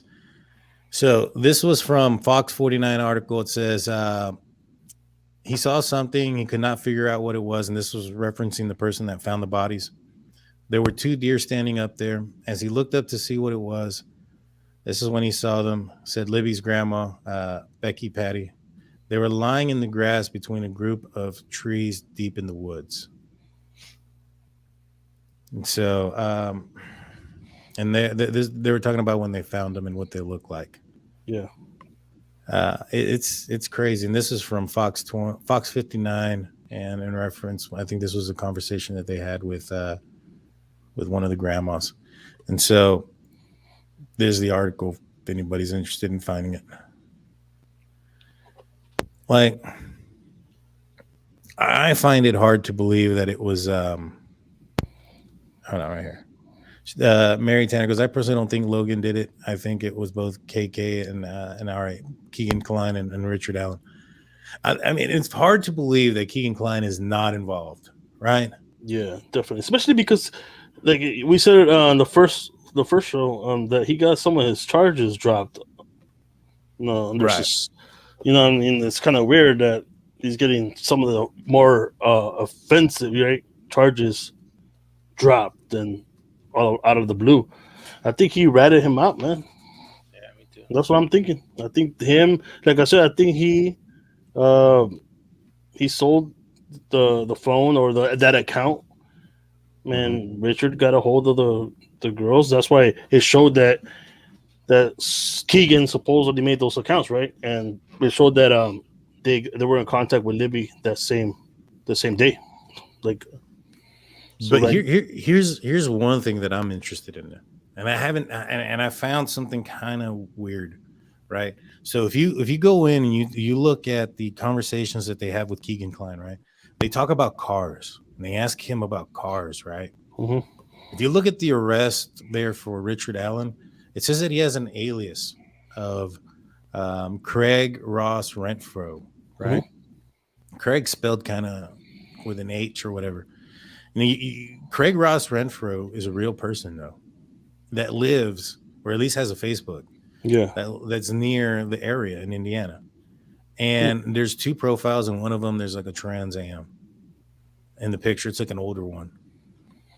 You know, I don't know. It's a small area. I just kind of want to know or curious as to where that alias came from. Perhaps maybe he's using that alias as that was his alias to solicit people or talk to people online. Perhaps that's who Kegan Kline thought he was talking to when he sold him the data or the information or the phone. Yeah, because I remember they were talking about Kegan Kline talking to someone else, right? They were sharing photos back and forth. Remember that? Right. And Tillin says that personally, I think it's a lone wolf. I also think it's a lone wolf. I'm still thinking RA ain't the killer. The thing is, they found some stuff during that search that led to this arrest. You know what I'm saying? Yeah. And that there, like they were pretty hard on Ronald Logan. You know, based on the information they had there, they would have to have more on Richard Allen than what they had on Ronald Logan to have made the arrest on Richard Allen and not on Ronald Logan. Does that make sense? Yeah, because he was there arrested. He was just questioned, right? Right. They questioned Ronald Logan, and they searched his property, and I think they searched it twice. One was like on a one was just like on a violation of probation, probably for driving. And then the other one was that he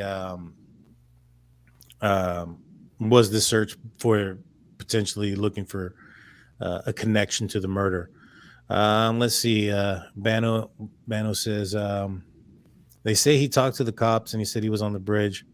He said he didn't see the girls. Yeah, we talked about that earlier, that they were looking through tips and that he had came forward to a state conservation officer, which is basically like a park ranger.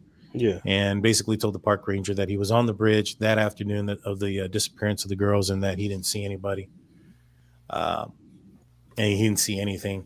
And so he put himself there, but that doesn't mean he was, the guy. Now,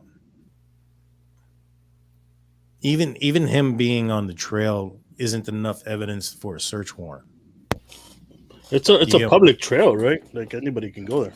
Right, exactly. There has to be more than just him being on the trail that led to this. There has to be some type of evidence that is pretty detailed and specific to get to the search warrant. Yeah. Right. And so you look at how detailed and how how much articulation they had to go into to get the search warrant for Ronald Logan. They would have to do something similar. But yeah, man, I find it hard to believe that. So it was found out also the search in the Wabash River was a part of Kegan Kline's statement to police, and that Billy, you're all right there, buddy? You look asleep. No, I was reading a message that my friend was sending me. Oh, okay. Make sure it wasn't the kids. Yeah. And so Trompo 24.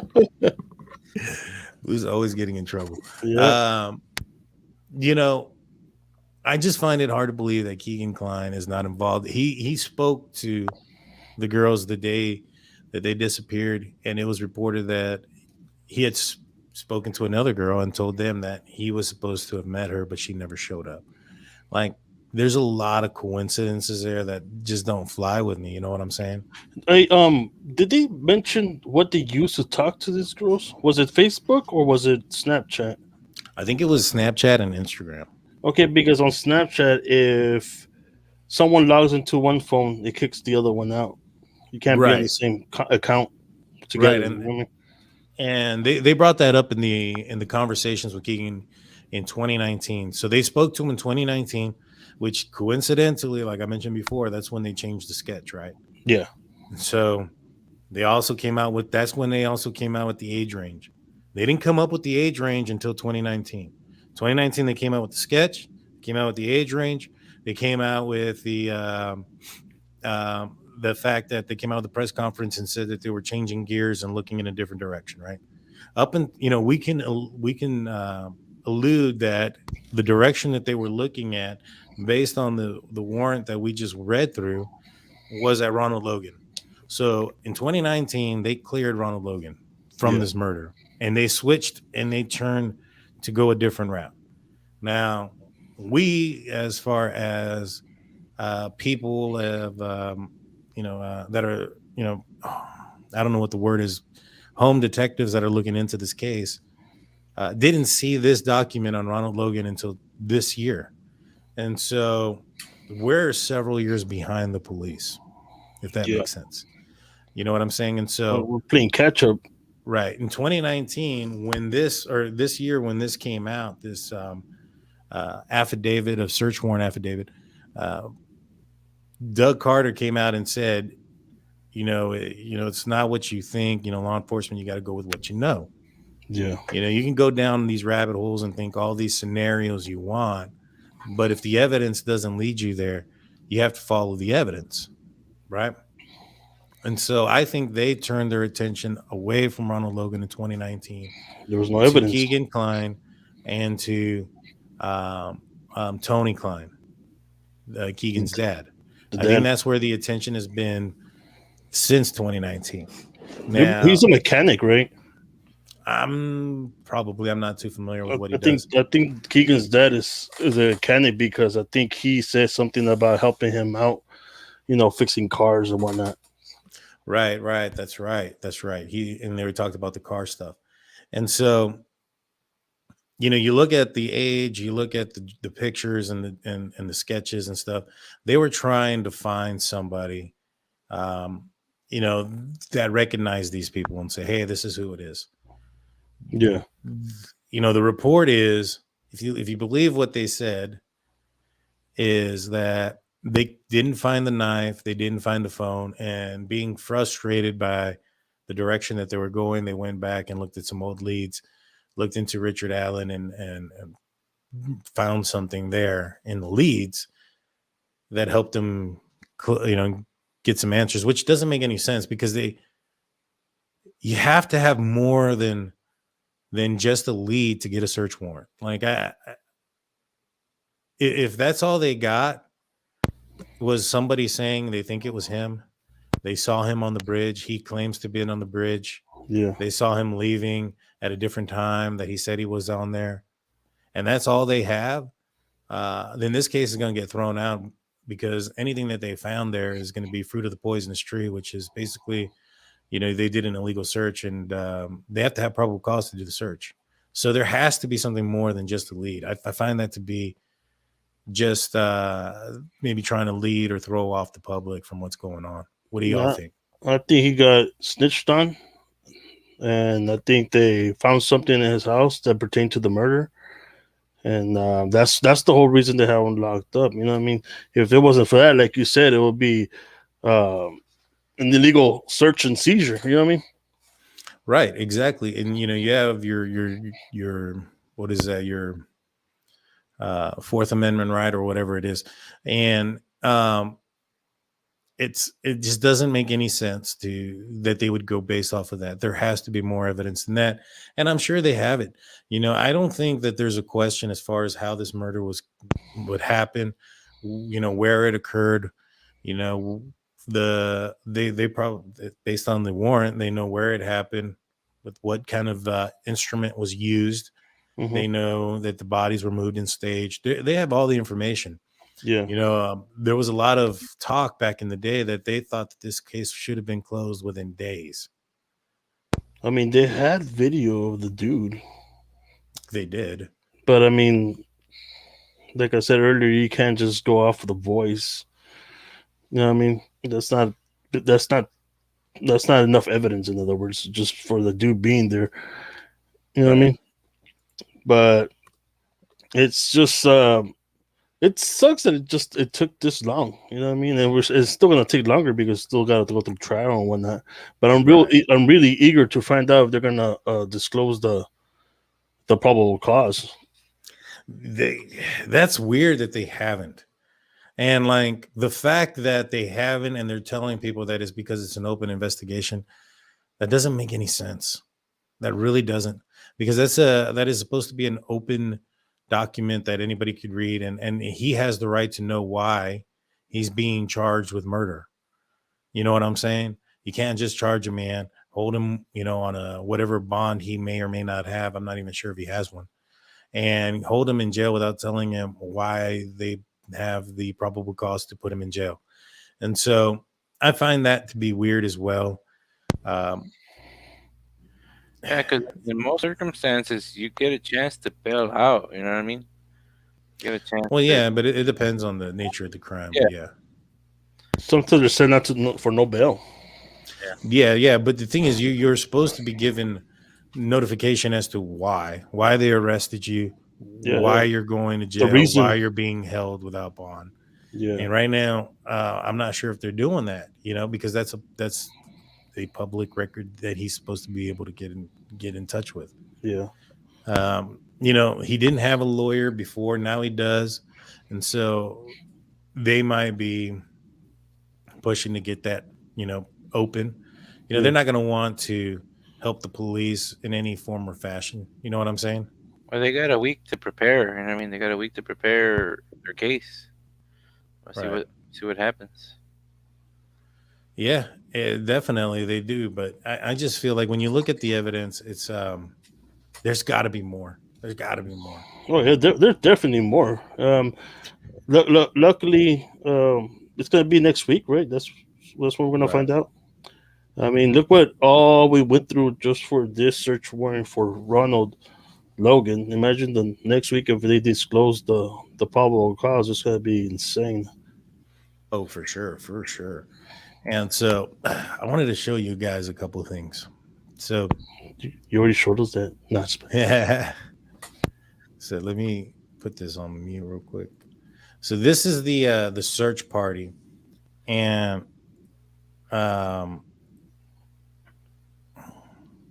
this is a clipping from the search party, and somebody says here that they think they might see Richard Allen at the search party there.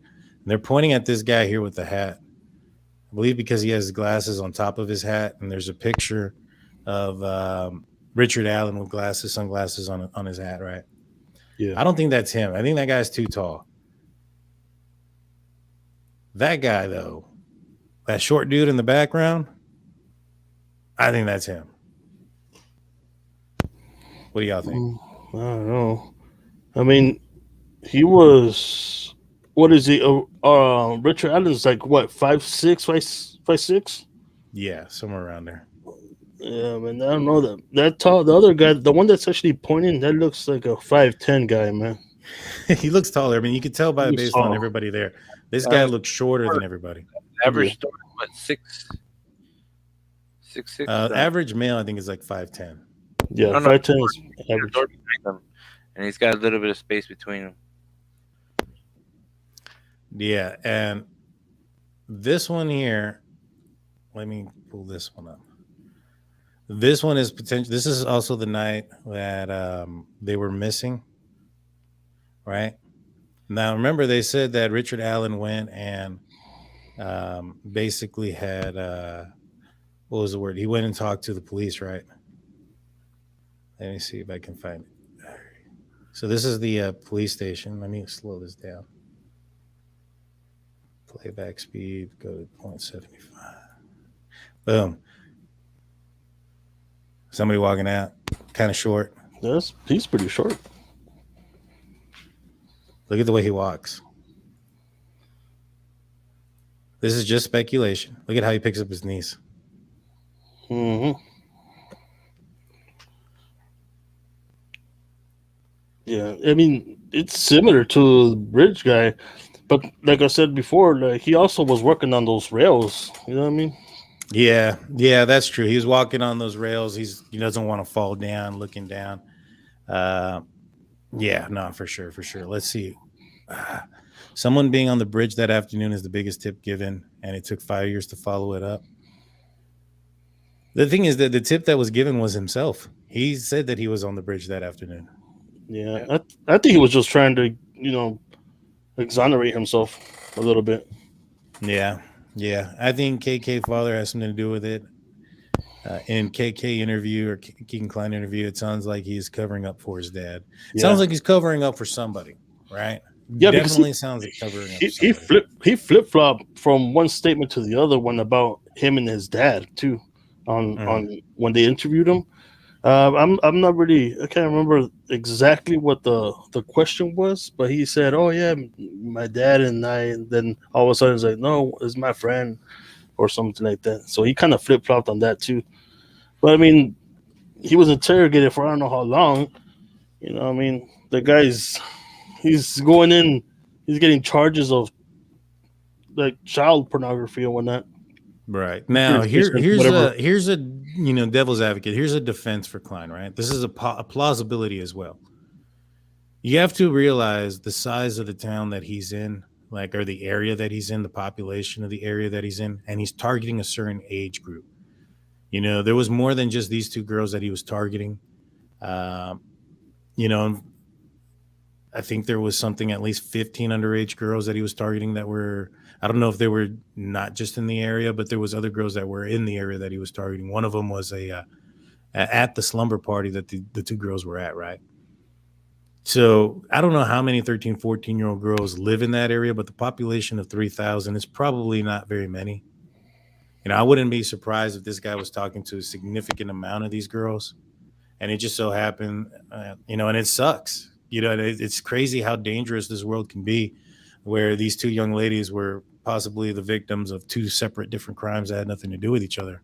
Yeah. But there's that plausibility where, this guy just so happened to talk to these girls because he was talking to every 13 and 14-year-old little girl, or at least attempting to. And you look at that's weird. You look at too. I was like, what is that? Yeah, you look at Libby's situation. I think she was living with her grandparents. You know what I mean? So she may have been in a position where she was talking to other, doing inappropriate things or potentially talking inappropriately because, she didn't have the most stable of home conditions. And it was found to believe that she was talking to this Anthony Schatz character. Now, her finding herself into that situation and then them going to the bridge on the wrong day, wrong time are plausible. Possible. I just find it hard to believe, you know what I mean? But what do y'all think about that? Is it possible that these little girls could have been in just in this random position? I'm sorry, man. Just I was looking at the comments. Yeah, that's weird. Yeah. What's it called? Yeah, I mean, I think a lot of people fail these girls. Oh, for sure. You know what I mean? I don't want to. Well, I mean, first of all, like, there were 13. Was it 13 and 14? Yeah. 13 and 14, right? But parents should have did a little bit more investigating on their own kids. You know what I mean? Who they're talking to. But I mean, nowadays kids, they don't. It's hard, man. Kids get away with everything. The thing is, like, it's a different generation. You go back to our generation, the things that we probably did that our parents weren't aware of because they weren't. It was a different time compared to when they were kids. Well, you know what I mean? It's different times where they actually now have a course for them. Like at least in my daughter's middle school, they do, where they talk to them about, child predators trying to reach out to them through their game systems and through Instagram and Facebook. Because kids are gonna be kids. They're gonna lie. They're gonna make fake accounts. Right. And they're gonna be like, "Oh, I'm just talking to this person because they're a friend of mine in the game." You know, they don't know who that is though. You know what I mean? They say it's a 15-year-old, and then you do your investigation and say, "Hey, that guy's 23 years old, flirting with a 12-year-old." You know what I mean? And that happens every day, guys. Every day. Oh yeah, definitely. Oh yeah, for sure it does. And when you look at and you break down everything here, it's just a sad story, and all around, and the possibilities of what these little girls had no chance, and it's just unfortunate. You know what I mean? Yeah, very unfortunate. So, with that being said, Jaime, you had wanted to bring up, we're potentially doing some shows later where we can have some fan interaction. Yeah, man, we did one a while back. I don't know if it was it last month, right? Yeah, where we had a fan show, and we brought people who liked the podcast. We brought them on, and we can just talk, chit chat, and see what y'all liked about it and what y'all didn't like about it, because we're also open to those criticism. Yeah, and hopefully we can get to do one of those in the near future and have some subscribers come on and join us. Yeah, have an open discussion and talk about this case and other cases. Yesterday we broke down Vanessa Gillian, I'm sorry, the Fort Hood soldier who went missing for some period of time. There's a Netflix special coming out here in the near future on the case. If you guys would do us a favor, go back and watch that. That'd be great. Hey, Claude, how's it going? Good old Claude. He's in the live chat. So, yo, boy. Going back to this though, I'm starting to lean towards that this potentially could be a lone wolf situation. I'm thinking that you're looking at Ronald Logan. I mean, and it's crazy, man. The crap that he did and how much suspicion he brought to himself. Yeah, definitely. You would have automatically assumed, yeah, right away, that's the guy. You look at Kegan Kline. You look at what he was doing. The fact that he was talking to her and potentially was going to meet her, but she never showed up. Yeah, like that's definitely suspicious and could be the guy. Yeah, Ronald Logan apparently was like the last guy that anybody in that town thought of. Man, it's insane. You would think that they would recognize him. Now, yeah. We have in fact, let us know in the live chat. Do you think it's a lone wolf or do you think that's a wolf pack? We'll get a tally on this. In fact, I think Richard did it, but Kegan knows about it. Knows about the plans about it. Or like the intent of it, you know what I mean? Nice to meet you. Oh, so he says that there's it's a pack. Oh man, we got some different ones. We have agree with Colleen, which was the lone wolf. Yep. Misty Wolf says wolf pack. I mean, it's quite possible. I think it's in my opinion, I think there's a good possibility that it's Kegan Kline is involved. Mhm. Let's see. Yeah, like I said, I think the murder was by one person, but I think there's more attached to that. Just you know, what I mean, maybe like I said last time, maybe they were had like this, like a ring, like had a couple of people sending pictures to each other. You know what I mean, of children, and it fell into. Well, I mean, not fell, but maybe Richard Allen was part of that group, and he did more than just look. Yeah. That's what I think. Let's see. And I think that's why they don't want to disclose a lot too. Yeah, because if they know that, okay, if they find out it was a pack of them, and they don't have them all yet in custody, then they're gonna run. Once they find out, hey, we think there's also this person involved, that person involved. So Yeah, that's why they have to keep it under wraps until they get enough evidence to arrest everybody. We'll see, man. yeah, we'll see. I mean, next week, hopefully, it all, they give us a lot more evidence, more clues, more, more of what's it called? A story, so we can put behind it. You know what I mean? Now, here's the thing with Kegan Kline. He's been the subject of being the center of this, right?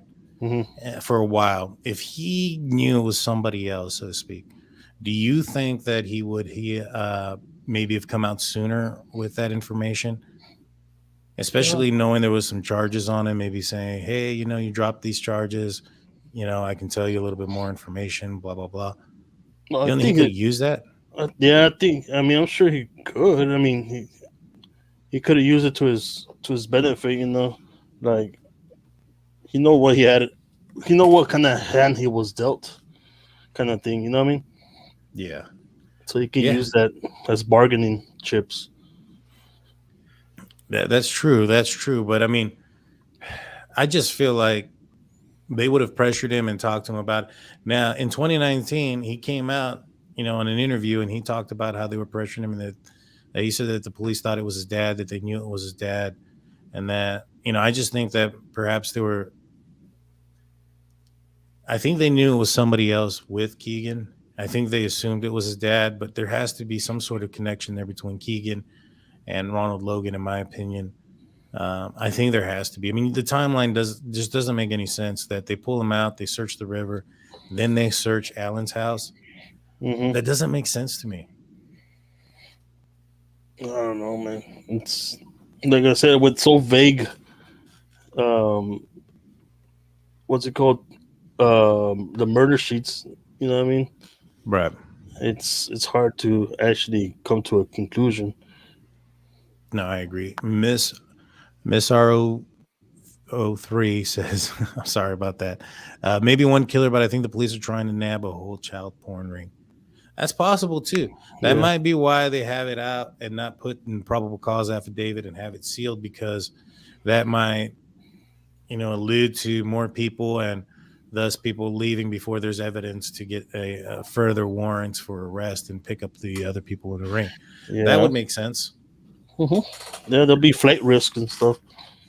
Oh yeah. So Talon says that Kegan Kline, I believe, just wanted to make it seem like he had info for privileges in jail. That's possible too. There was one guy who would confess. I can't remember who it was. He would confess for like milkshakes or something like that. And so it was crazy. People will do some crazy stuff, and that's why all the information isn't out there, because people will confess for certain things, and then they'll be, if all the information's out there, then you go based on their confession. And if they're just trying to get extra privileges, or if they're just trying to get publicity or make themselves infamous, or whatever the case may be, you're looking at, if you withheld information, then you can ask for information during their investigation and that interrogation. And if they don't come up with the right answers, and that they're looking at different, they have ulterior motives for confessing. And so, yeah, definitely, because there's especially. Go ahead, Blue. Go ahead. My question is, I know he also checked himself into like a mental institution for 1 month. My Right. question: what did he release there? I mean, of course, patient's information is private, but maybe he told an attendee something that that can be used against him, or maybe he told Well, a roommate something. but isn't it like I know they have client and whatever privilege, right? Yeah, yeah, Uh, what's it called? But if he told a psychiatrist this or something similar to what this case is about, the psychiatrist can actually just go and tell the police that this happened. They don't have to Right. keep it under wraps. yeah, But he could have told another patient. yeah. Yeah, but That's they can't like if it's like all hearsay though at the same time. Yeah. You know what I mean? Like they couldn't Unless they can't unless go he had some information, like for instance, let's like just say specific information right that specific yeah, information, then they didn't let that's out. when it carries a little bit more weight. So if somebody, like, let's just say I don't know, let's just say the killer sprinkled something on the victims, right, glitter Yeah, or something, right, yeah. and They don't let that he out. told, right, they don't let that out. He tells his patient buddy, like, yeah, I killed him. He tells him that detail, like, I spread glitter on him. And that's like, well, okay, all right, Yep, there's something there, there's some weight there. exactly. That would make sense. Yeah. That would make sense. I don't know, man. It's a crazy case. We'll find out more Tuesday.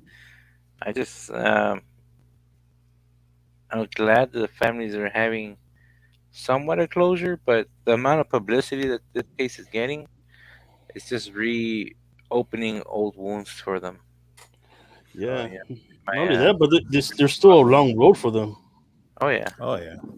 You know? Yeah, it's definitely re-victimizing the victims in this situation. And then when you go to court and publicize everything that happened, and then there's going to be pictures of the bodies, and if Richard Allen continues to fight it, now if he ends up pleading out or pleading guilty or whatever the case may be, let's just say he takes a plea agreement, then the police can technically say that it's still an open investigation, and then never release anything, which is a possibility. That's always a possibility. But Talon says, since RA notified law enforcement about being in the area on the bridge, I wonder if he also threw them off somehow. I mean, that's possible. There was some, like I said, there was the thing is, I think what I saw in the report said that he didn't see anybody or see the girls up there, and so that's kind of the only thing that I saw. I don't know how far they could throw off. Let's just say Misty Wolf says there is a huge CSA ring in the Indiana area. I'm in several groups where they were basically trying to catch these people in the act on video to turn into police. So I hope they got a ton of them. Wow. And that's the other thing that I was thinking of is, if let's just say he didn't do it, right? Like, as far as it was a single person, right? And let's just say the intention initially wasn't murder. Let's just say he parked out here. He worked with Kegan Kline. This is the cemetery. Walked out here. They notified the girls to meet up with him. He's walking them back to the car for kidnapping, and then something happens where the murder is placed. You know what I mean? That could be why there isn't a history of murders behind him, because he's never had to kill before. yeah. Could be.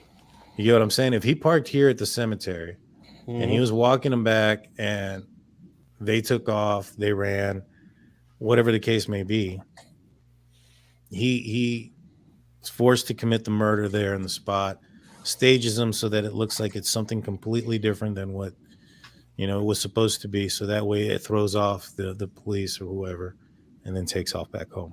Well, there's also a possibility that Kegan Kline knows nothing about it, and it was just the opportunity of Richard Allen being there. Right. I just find it, that being an answer as to why there isn't more. You know what I mean? As a serial killer, there's been some speculations that he's been involved in Different ones in other cases, but yeah, Misty Wolf says that there's a huge, CSA ring in Indiana, and I've seen that. There was one guy that lived near that area, that was a YouTuber who went to their I guess their little mobile home area, and this guy was like 30, 40 years old trying to entice a 14-year-old. And so It's crazy. There's quite a big possibility there, and that could be why the alias. That's what I talked about earlier. Is like you have this Craig Ross Renfro, right? There's got to be a reason behind it. Yeah, But it has to be because doesn't want to know. He wouldn't want to say his real name and stuff. You know what I mean? So right, for sure. Hey, Jaime, what's up? go through the live chat. I got to go fix a seal in the the ship. Oh, yeah, I'll be sure, right man. back, everybody. Jaime Blue. Sure. All right, Blue, you're up, man.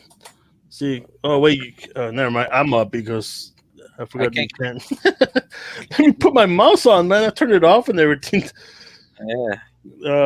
But I don't know, Blue. I think, like Danny said, that I think it was just Richard Allen, man. Like, they really do think that we worked alone, on the murder itself. But I think like the other people were involved, and now that's the whole reason they're not disclosing the affidavit and whatnot, because they have more people in mind, and that even the lead investigator said that they're gonna keep it open.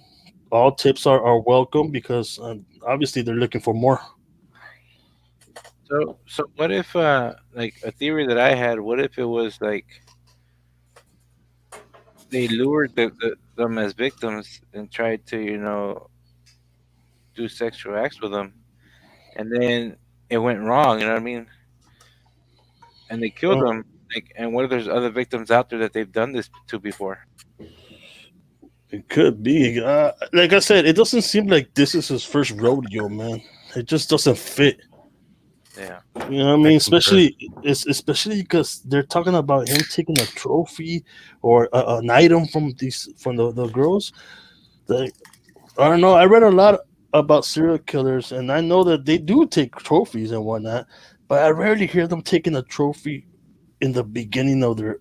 I mean, I'm sure some do, but I don't think it's as you know what I mean. They don't. It's not as often as you think it would. You know what I mean? Yeah. Well, how many serial killers start at the age of 45? Yeah, that's the thing. You know what I mean? It does definitely seem like you're absolutely right. The souvenirs, the staging, the taking of the clothing, whatever it was, we speculate that it's potentially undergarments, based on the Ronald Logan The thing is, search warrant. There was no fingerprints that they would have probably got off of him. There was no DNA evidence that they got off of him right away. There was no we found out the person was wearing this type of shoe. They're a size 11. None of that's been released. That's not true. There was footprints. I'm gonna see if I can find the article. I'll tell you one thing that I noticed, and that everybody knows. Well, a lot of people know about this, is that serial killers tend to get cocky as you know, the more people they kill. You know what I mean? They get sloppier the more they get. Their kill count goes up because they get cocky. Then they start not being as cautious and safe about it. So this one looks like he was super safe. It could have been. I don't think it was his first, but I think it was probably his third or fourth. I mean, it's possible. I mean, this is the scene from where the bodies were found. Look at how dense this is. You can see at the top corner here. There's where the hill is. Yeah. Let's see. This is where the creek is. Think there's fish in there? Yeah, could be. And so, look at how steep that hill is. I don't see Ronald Logan going up that one and coming back with bodies in hand. I think this would be going towards his property. I think behind them is the creek. Yeah, but I'm saying, like, they say that he killed them at the farm and brought them back. Now, there's this theory, right, that that the girls were on this side of the bridge and he came walking here, and that they went down on this side of the river, and we're walked through here and led this direction through the creek.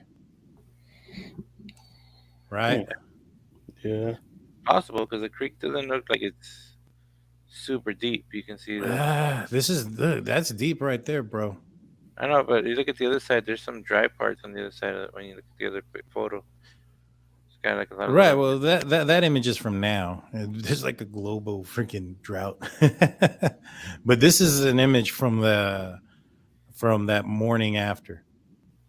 Okay. I mean, he had to why cross the river? And I don't know, man. And like I said, this is the let me see if I can find it real quick. No, not it. So this is from the Indie Channel article, February 15, 2017. The bodies were found on a private property about 50 feet from the shore of Deer Creek. Sources tell Call 6 investigates that a set of footprints are what led volunteers to the area of the bodies where they were found. And I'm guessing because of the fact that they had seen right here, this is where they found the bodies from Article 59, from Fox 59. It says here he saw something. He could not figure out what it was. There were two deer standing up. He looked to see what it was, and that's when he saw them. And they were lying in the grass between a group of trees in the woods. Now, I believe they saw the bodies from across the river. Mm-hmm. And if they found the footprints and they led to the river, then that makes sense as to why they think they crossed the river. But do you see 77-year-old Ronald Logan crossing that river too? I don't even see him walking from his property to that place, man. I mean, I can, but not. He'll have trouble. I'm guessing. I mean, it's. I get why they looked at him, but you also have to look at the physical person if he's able to do it. Yeah, but I'm sticking with my guns, man. I think RA, man, is the main hope, the main person, the main suspect, and obviously he's the police's main suspect too. Yeah, and this is, you see where the tape is at. They taped it off over here. That's a significant area. That leads me to believe that either the crime was committed in one portion of the area and the bodies were staged in the other. That's you get what I'm saying? Or could it be that, let's say, one of the girls got stabbed, ran, and he cut up and killed the other one on that side? Like from right here to right here? Maybe, but both of the bodies were moved in position and they were put together in the grass, right? They were placed together. That's what that other one, that other article had said, right? That they had reported to them. Yeah. That's a pretty good distance. So I'm guessing that in between this markers here and here, and probably along this direction there, is where the crime basically had taken place. You see this trail right here. You see that? Let me move us. That walks down a lot. And look, is that a cat? That looks like a cat. Zoom in. I can't zoom in on this. Oh, man. That's a cat just hanging out there. So they found cat fibers out there. Yeah, there's a cat. Well, they're contaminated now. It's a contaminated scene. Exactly. It's a contaminated scene. There's an orange cat right there in the dang picture, the day of the murder. Holy shit. Or the day that they found the bodies. And so, you get what I'm saying? Like, not a lasagna, Garfield. That's a big cat, dude. That's a house cat. That's for sure. Are you sure it's a cat? That's a cat. All right. Just making sure. I can't see. It's too small. To me, it's like, yeah, cat. And you can see this is the river, right? And it's up. It's I know that they look pretty shallow and whatnot, but it's not that shallow. That is at least over there on that other side, coming into the creek, at least knee high, at least. But you can see that this path here, maybe it was walked through quite a bit because of what recently had occurred. And but that looks like a trail that has been put there and walked through there quite a bit, in my opinion, right? It sure looks like it. Yeah. David BMX says it looks like a groundhog. Misty Wolf says it does look like a cat. And so that's one thing. All right, here's the other image. That right here on the other side, you can tell by how dark the river is right there. That's not shallow like right here. Right here, this is probably about maybe 6 to 8 inches. Yeah. Out there, that's at least 2 feet. And we're avid fishermen, so we should know. This is true. Harvey Carroll Jr. said, I zoomed in. It's a cat. Thank you. Thank you for confirming that for us. And so, let's see. This is an image of a detective along the edge. Look, so if they came out of the river, this is what they would have had to have climbed up. Yeah, that's not happening.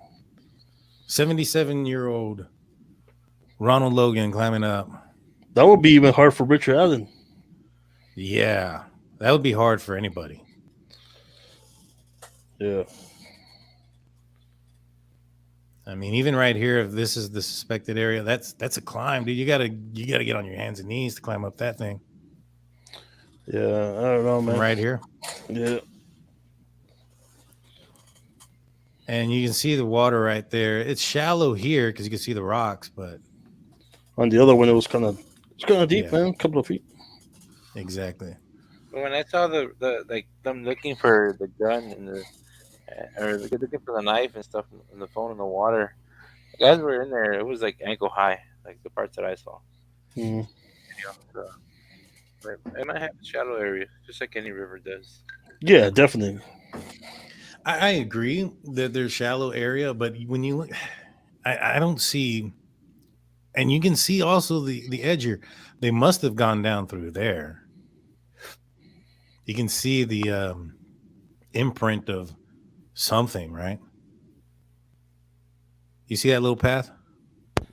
Yeah, it kind of looks like a path. Yeah, I mean, if deer run through that path all the time, it's gonna have footholds for you to step up on. Yeah, you're gonna have indentions and all that. A trail, a pre-trail. I use them when I go fishing and walk through the creeks and stuff. I see where the animals go through. That way, especially in Texas, because you don't want to walk through any type of bush. There's thorns everywhere, so you walk where the animals walk. Right. Or where you walk before, so you won't get all thorns and. I just don't see why they will cross the river at that specific spot to kill them. Well, I mean, he must have known the area and known that it was the shallower part of the river. But why cross over when you have all this other brush on your side already? See, that's where the kidnapping comes into play. I think he was trying to take him potentially back to his car, where it was part of the cemetery, part of that whole, predator ring, and something happened on this side of the river. That's my guesstimation. Yeah. Especially because he could have parked at the cemetery. It wasn't that far. How far was that from the cemetery? You said? Dude, it was like a quarter mile. It wasn't that far. It was closer. The bridge to the cemetery is closer than the bridge to Richard Allen's house. Ronald Logan's house. It's closer than where the bodies were found to Ronald Logan's house. So you think he met him at the bridge, told him to go down the hill, cross the creek to go back to his car. The girl struggled with him. He ended up. But remember, there was no sign of struggle or fight between the girls. That's what was on the Ronald Logan warrant. Well, here's the thing: there's no sign at that site, but they had to cross the river. They had to do everything else. Maybe he already roughed them up before he made them cross. No, there would be trauma, some type of trauma. There would be also like some type of evidence of a struggle, and also you would probably, especially look at how many leaves there are out there. You can see the leaves. Look at the terrain. In fact, right here too, like you would be able to see the grass disturbed. You would see the leaves moved if there was some kind of sign of struggle, things of that nature. BGH says, how did he know they would be on the bridge if alone? So there's a possibility that. So if you go back, let's go back to the bridge. Let's go back here. Apparently, And it was brought to my attention when we talked about somebody potentially being behind them, right? Yeah. Apparently, the bridge is like closed off on one side, right? I think it's closed off on both sides, but it was closed off on one side. You weren't supposed to go on the bridge. Yeah. You get what I'm saying? And Yeah, so, video I showed you. Look, there's a barricade and somebody's standing by it. Those white yeah, barricades, you can see them. right. So you're not supposed to go on the bridge. It's not part of it.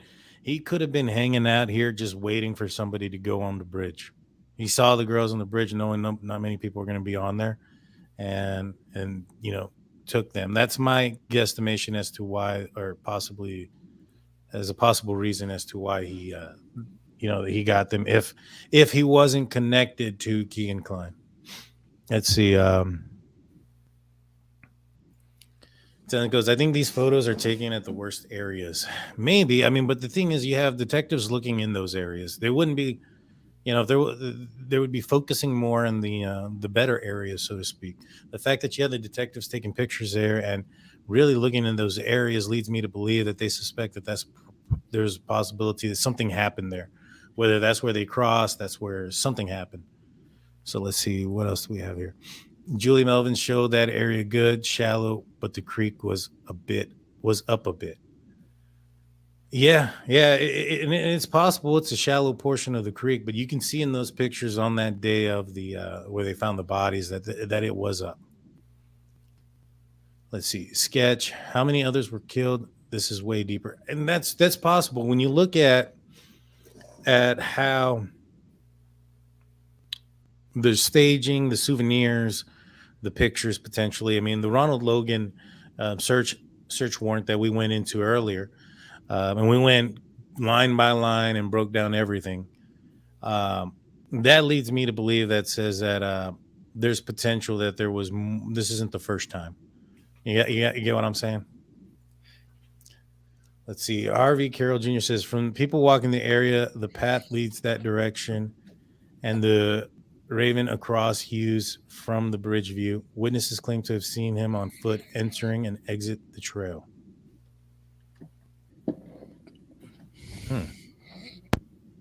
Interesting. Hides. Let's see. People walking the area, the path leads in that direction, and the Raven across hides from the bridge view. Yeah. So there interesting. They can't see him. Chris Todd just came out with the book. He claims Logan was the killer. He claims to have inside info from the cops and FBI. I think that the cops and the FBI were all on Ronald Logan at one point. You go through the search warrant affidavit, and they had it hard for him. They did 2 searches on his house. They didn't have enough to arrest him or even claim him to be a suspect.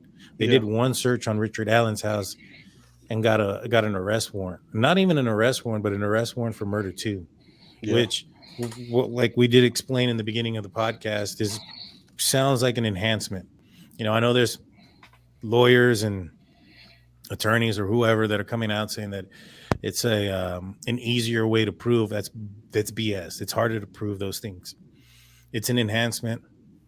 We broke it down earlier. We looked at the Indiana law book. In our opinion, when a murder is committed during the attempt of a kidnapping, rape, or sexual child situation, molesting, that it's valid for the death penalty. So I think that's why that is going on. Let's see. Miss R says maybe they thought if he cooperated, he would let them go at some point. Yeah, but up until the point, I don't see him I don't see how it's possible to kill 2 people at the same time or 2 children at the same exact time. I felt that the second that he did something to one of the girls, the other one would have booked it. You know what I mean? Regardless of anything, it's not like you're going to get away. I think there was a gun involved. I think he had him threatened with a gun, and that's how you can control both of them at the same time.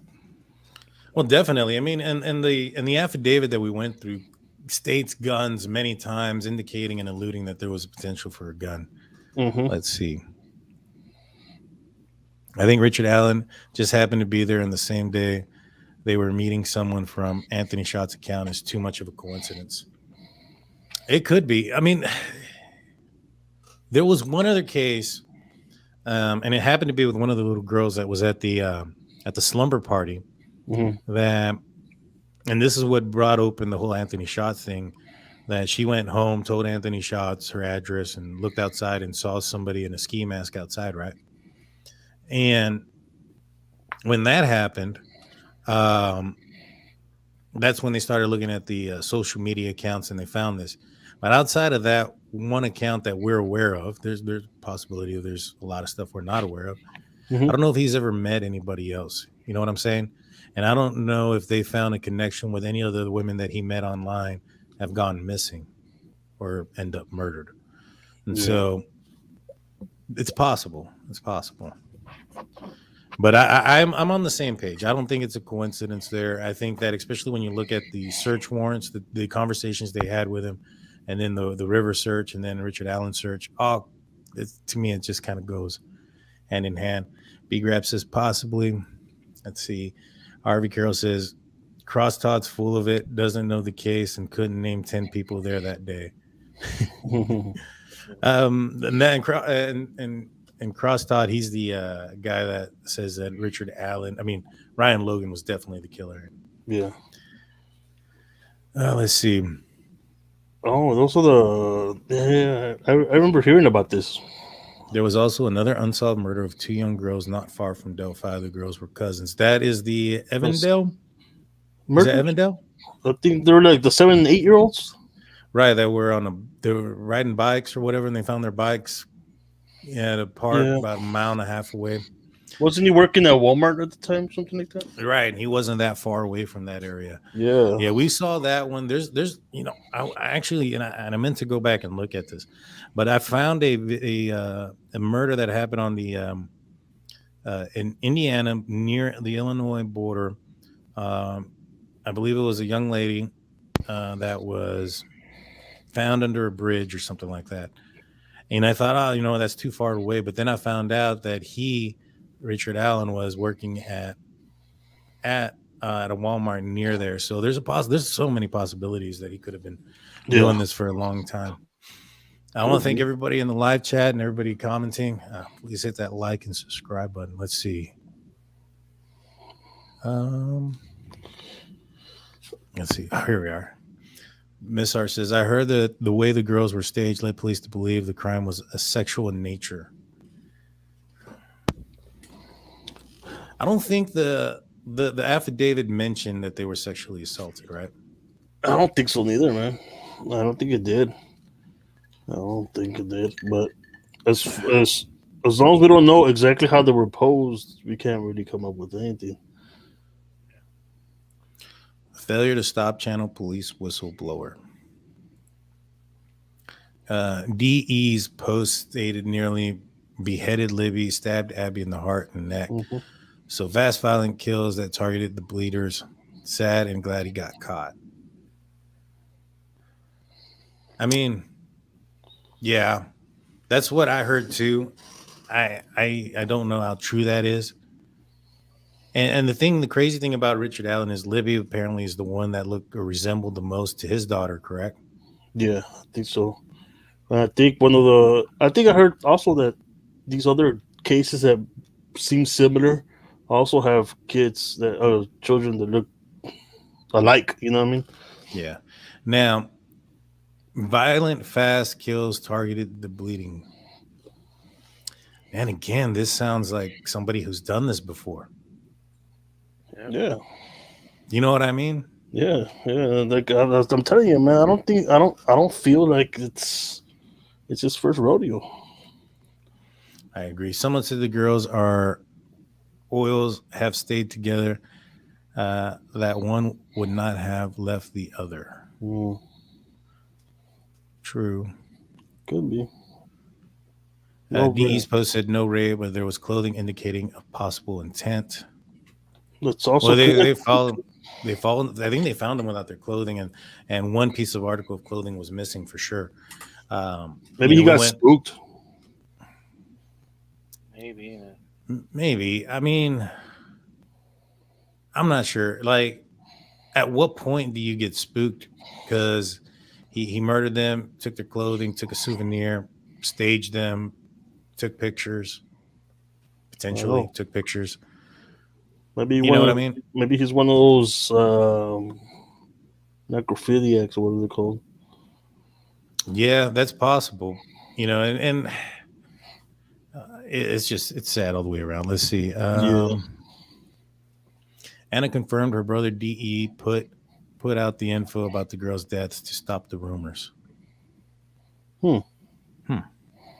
Maybe. It's sad Libby thought the fake account was interested. Yeah, there was so many. And the thing is, little girls are they can be so naive. Yeah, and believe in something that's not there. I've had to Gullible. stop my daughter, from thinking that she was talking to somebody who was famous, online and stuff like that at one point. Well, wasn't she with the drunk turkey? No. And so,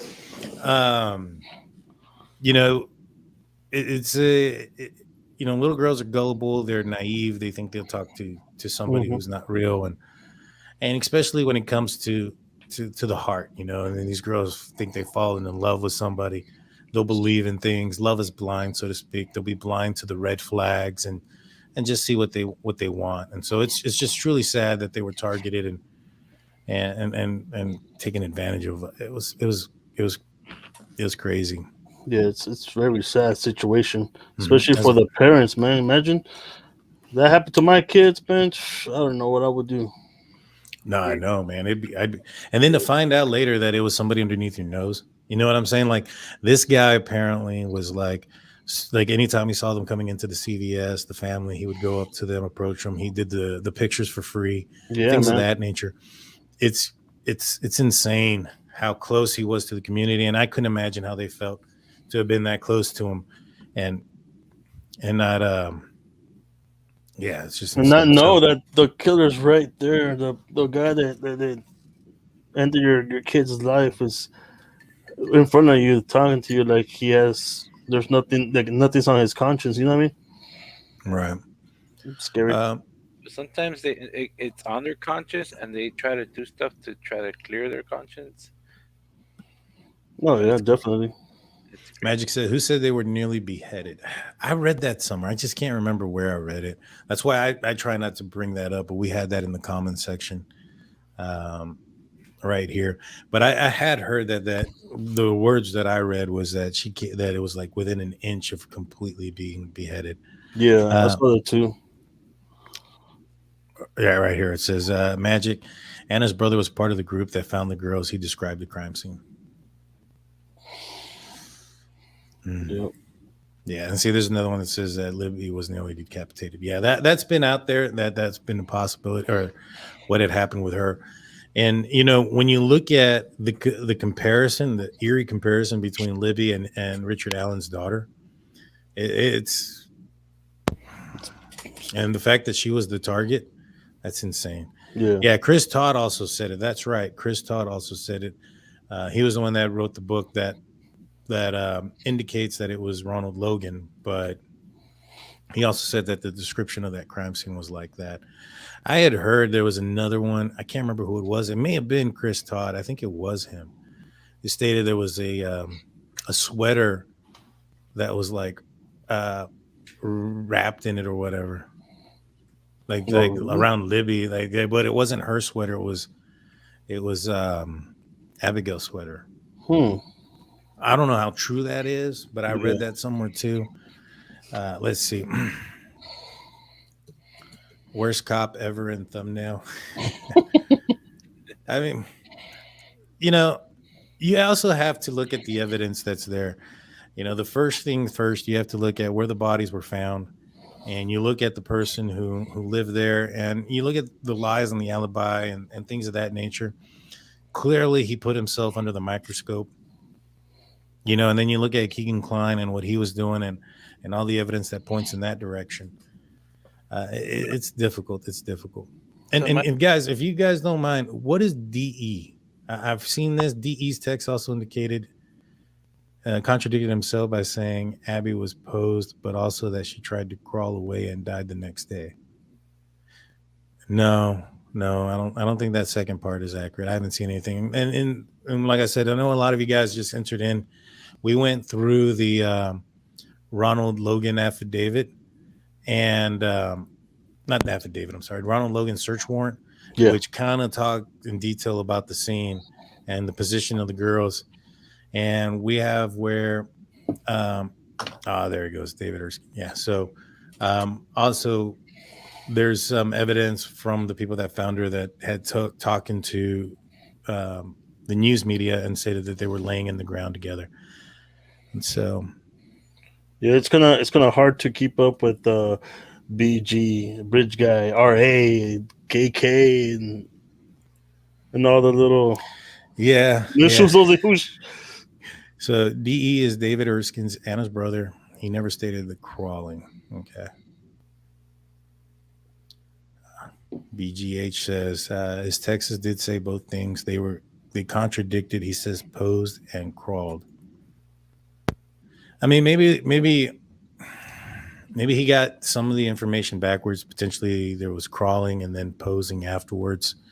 I don't know. I haven't seen the text messages myself, so that'd be something to look into as well. But yeah, no, it's just an unfortunate crime that took place, and it's just crazy how long it took. And you know, if let's just say the police, what they're saying is correct, that it took looking at old leads and finding an old lead, and then within 2 weeks having a search warrant and an arrest within 2 weeks after that, that's one big piece of evidence they overlooked. What do y'all think? Oh, definitely. I'm gonna send you something real quick, Danny, and let's see if you get it. See if we can show it real quick. It's gonna fuck. Where'd you send it at? To our chat, to our normal chat. All right. Huh. Yeah. Probably not. Yeah. But yeah. Let's see. Where was I at? All right. So this is some other stuff that was found, and this is a description of the clothing from, I don't know who, Kerner's Facebook said, from 75 yards away, I could see girls' clothing in Deer Creek, east of the bridge, and I knew full well that the girls were found very nearby. And this is all from actusrays.com, if you guys are interested. All right, so Infamous Indie Podcast is, see, I'm not sure, I don't really want to go into all these because these are all from, like, the sources. I don't know. I rather find sources from the news and from police. Let's see. Yeah, those are just like off of Reddit, I think. Yeah, well, this one's like somebody found a shoe. Now on here, they do have some audio from the police scanner saying that they found clothing and also the cigarette butts. Now the cigarette butts were found in the water. Those could have been discarded at any point somewhere else. And so, let's see, Kenan, the reporter. Well, maybe this is Kerner's. They've been thrown somewhere else, but maybe they were found by the water, where they came up, and he was washing himself off. You know what I mean? Washing all the blood off of him. I know if they're smokers, you know, they'll stop the smoke anywhere. Yeah. So Jason Hunt says, rumors said someone tried to use a chemical to clean the scene or wash out DNA. Damn. I mean, I haven't heard anything about that. Neither have I. I think that's, I mean,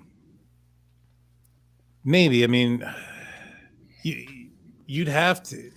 So if they had cleaners, right? Let's break this down. If they used chemicals to clean it, they would have either have had to really premeditated this and had the cleaners somewhere nearby, or he's walking around with them, or he went back to the scene later. That's ballsy, but not entirely unimpossible. I mean, we just talked about the Vanessa Gillen case. We did that yesterday. And in that case, we found out that the assailants went back a couple of days later to try to do the same.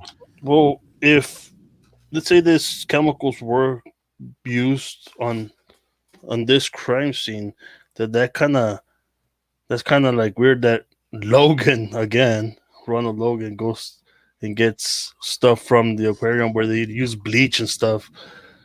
You know what I mean? That it points back a little bit to him. But then again, he wasn't even at the aquarium at that time, right? Right. He lied about it too. Yeah. And Mano, it says due to the phone ping, Logan, he said Logan did it. When we talked about that earlier, when they were looking for Libby and Abby, that their phone was pinging all over the place and throughout town as well. And they were saying that it was due to the fact that they only had 2 cell phone towers and that it wasn't always very accurate. That was in the affidavit that we had read, the warrant, I'm sorry. So to use that same technology and say, oh, no, you know what, this one ping to find the girls, that could be inaccurate. That can be all over the place. But no, Ronald Logan, that one's 100% accurate, and that's exactly where he was at. That's kind of hard. You know what I'm saying? Yeah. And so I saw this. Like we just did the Vanessa Guyon case. They used the pings to track it down. So maybe they're able to use it in this case too. Yeah. I saw this comment right here. Says, I can't see a wife being with a guy since 19, not being able to steal something, and then he wakes up, kills 2 people, no prior serious crimes. You'll be surprised. What was it? Dennis Rader was BTK, had a family and kids. He ended up killing people at his own home when his family was out and about.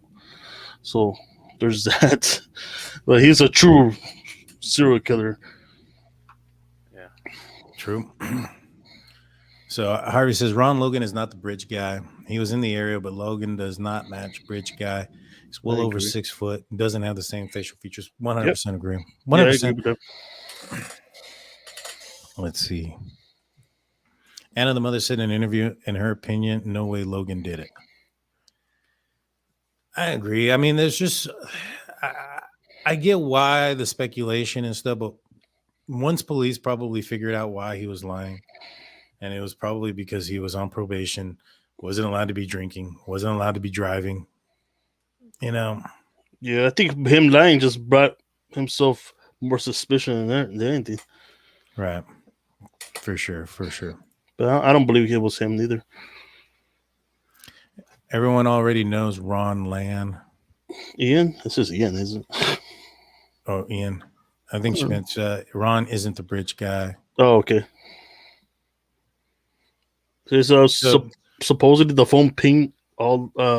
What's this? I just saw it right now. The phone pinged on the scene during midnight. Yeah. Speculated to be during the cleanup.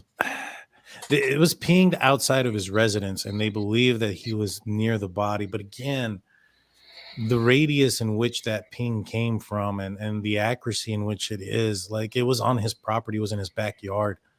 Like, I think that's that there's enough there for a defense attorney to bring in some doubt, some serious doubt there. Yeah. Police exaggerated to get you to admit that's true. And not only that, the police is they put out things also to make people uneasy and to make people feel comfortable. Either way, the objective is to have them slip up, so to speak. You know what I mean? And so that's the other thing too. It's just unfathomable to me. I can't grasp it. She is there in front of the pictures in the bridge and the photo of the bar. Guy says he talked about it every time he came in. Really? That's crazy. That is crazy.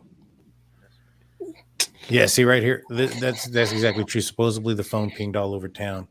That's exactly right. And they put it towards the fact that there was only 2 towers at the time, and not very accurate.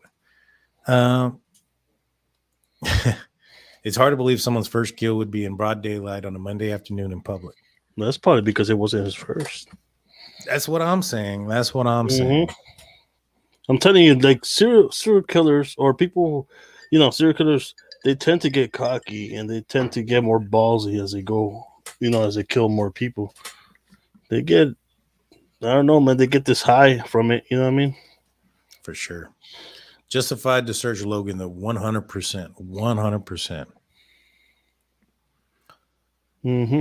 Todd said the girls were wet when they found them. He blames Logan for cleaning them. Well, that and maybe because they went through the river. Yeah, that too. There's another one says only one tower, no triangulation to be that accurate. Tower on Logan's land. Yep. How do you move those girls alone? They weren't like older, full-grown ladies, so I don't think it'd be that difficult to move them. A short distance, especially now. For a 40-year-old, it's possible. 77-year-old, it's a little bit more tricky. Yeah, exactly. It'd be pretty hard, man. No, I agree. And like I said, we went through the Ronald Logan search warrant and kind of went through everything piece by piece. We talked about how, what the evidence means and what it's required, or what it's stating and what there could have been out there. And it's crazy. Let's just see. I'm an EMT. Moving a body is not as hard as you would think. I don't know. I've had a friend of mine whose wife got super drunk one time and passed out, and we had to carry her from the car into his house. And that was not the easiest thing. And she was not a big woman whatsoever. It took three of us actually. Just last week, went out for a friend's birthday and she got too drunk, man, and I helped carry her up the stairs. And she was about 5'2", 160, and it was not easy for me to carry her up there. Yeah, dead weight is difficult, especially if it's like moving around and like there's no assistance there. It's not that easy, but children would be easier. Go ahead. I don't think it's really about being able to carry them. I think it's more about being seen carrying them. You know what I mean? Like, why do he take the chance of getting seen carrying the bodies? You know what I mean? From his property back into the fields. Right. So yeah, you're absolutely right. Girls killed in place, maybe slight staging. A lot of early rumors, girls killed in a barn, and lots of silliness. Libby was about 200 pounds. Yeah, she was 200 pounds. No, 200. That's tough. I don't know if she was 200 pounds, but that was I heard she was kind of. It says here Libby was obese, near 100 kilograms, 2.5 times normal girl that age. Well, then maybe. I mean, if she was about 200 pounds, that would be tough to move. Sure, 14 are not supposed to be 50 pounds. Nope, they're not. I got a 12-year-old daughter at 5'10". I'm not gonna say her weight, but she's tall. Yeah. See, Carmelita says, I agree. I don't believe it could have been his first. Like the lady earlier said, this was a Monday afternoon in public, and he decides his first kill going to be 2 teenage girls. Yep. And not even that, to like go to the extent of staging, taking souvenirs, being comfortable and staying on scene for that long period of time. That says a lot. You know what I mean? Yeah, it does, man. It's crazy. Hold on, let me see. I don't think I went too far. Let's see. All right, right here. Why do some reports say the crime scene was immaculate? I don't know. I haven't seen that. But the report that we saw said that there was a tremendous amount of blood left on the scene. Yep, I saw that too. Yeah. And it didn't say that the bodies were clean. Like, for instance, in the search warrant, if they believe that the bodies was cleaned with some kind of cleaning agent or whatever, that would also be located in the search warrant, looking for cleaning agents, looking for bleach, things of that nature that would have been used for the crime of cleaning it up. That wasn't in there. And so I 100% know for a fact that would be in the search warrant, as for something to look for. Cleaning agents subject to what happened in this crime. Let's see. Coroner told DE all over by 3:30. This inferred killed in place soon after induction. Yeah. I just don't believe that no struggle, man. That's what I'm getting. It throws me off. Could he could possibly use chloroform or something to knock him out and then kill him? I don't know. I mean, he was a pharmacist technician. Is there a possibility that he had some kind of cocktail put up that drugged them? I don't know, man. Well, the But autopsy. yeah, there was an autopsy. Then again, if they were some kind of symptoms or something like that was found, that would also be in the in the search warrant, looking for this type of medication, chlorophyll or chloroform or whatever it's called, knockout agent, things of that nature. That's not in there. Yeah, and plus chloroform burns too. So Mhm. like if it's held over a certain spot on your skin, it burns. I don't know. I just don't know. I don't understand that part where it says no struggles. Like I can't see them not struggling. You know what I mean? Right. It just Yeah. trips me out. Yeah, they said no struggle, and in the Ronald Logan affidavit that we went through, it says on there was no visible sign of struggle or fight or anything. Yeah. Population of 3,000. If you take all the men and break it down to white male with suspect age, height, and weight, we're evading about 250 men that fit the description in Delphi. Mm-hmm. Yep. You probably could go interview each one of them several times. I remember Robert Ives used the word pristine, referring to the crime scene. Pristine. Damn. Maybe. Old rumor, CSI obviously cleaned up the crime scene. They would have bagged and tagged everything. Let's see. They would have. The thing is, when they do autopsies, they test the blood for everything. If there's suspicions on, Yeah, probably tested it, see what's going on. that's true. Sativa says, I heard that RA gave his info for the second sketch. It's quite possible. I mean, he was out there. It was obvious that he went in there and talked to him and said that and put himself on the scene. He said that he was at the bridge that afternoon. And DE stated Libby fought, but still, fast kills, not much you could do. Hopefully, some kick your ass fight for your life DNA under their fingernails. Possible. I mean, it depends. I mean, it depends on where the first strike happened as well. Like, if you're getting stabbed somewhere that is like your neck, throat, heart, things of that nature, you're not going to do much moving, especially a child. Well, if let's say the girls did fight and they did have something under their fingernails, they don't have nothing to compare it with. You know what I mean? Mm-hmm. Like with what's it called with Richard Allen, because he was not in the system. He was kind of quick. He was pretty clean for on his record. You know what I mean? Right. Misty Wolf says he could not force them. He could force them to take anything.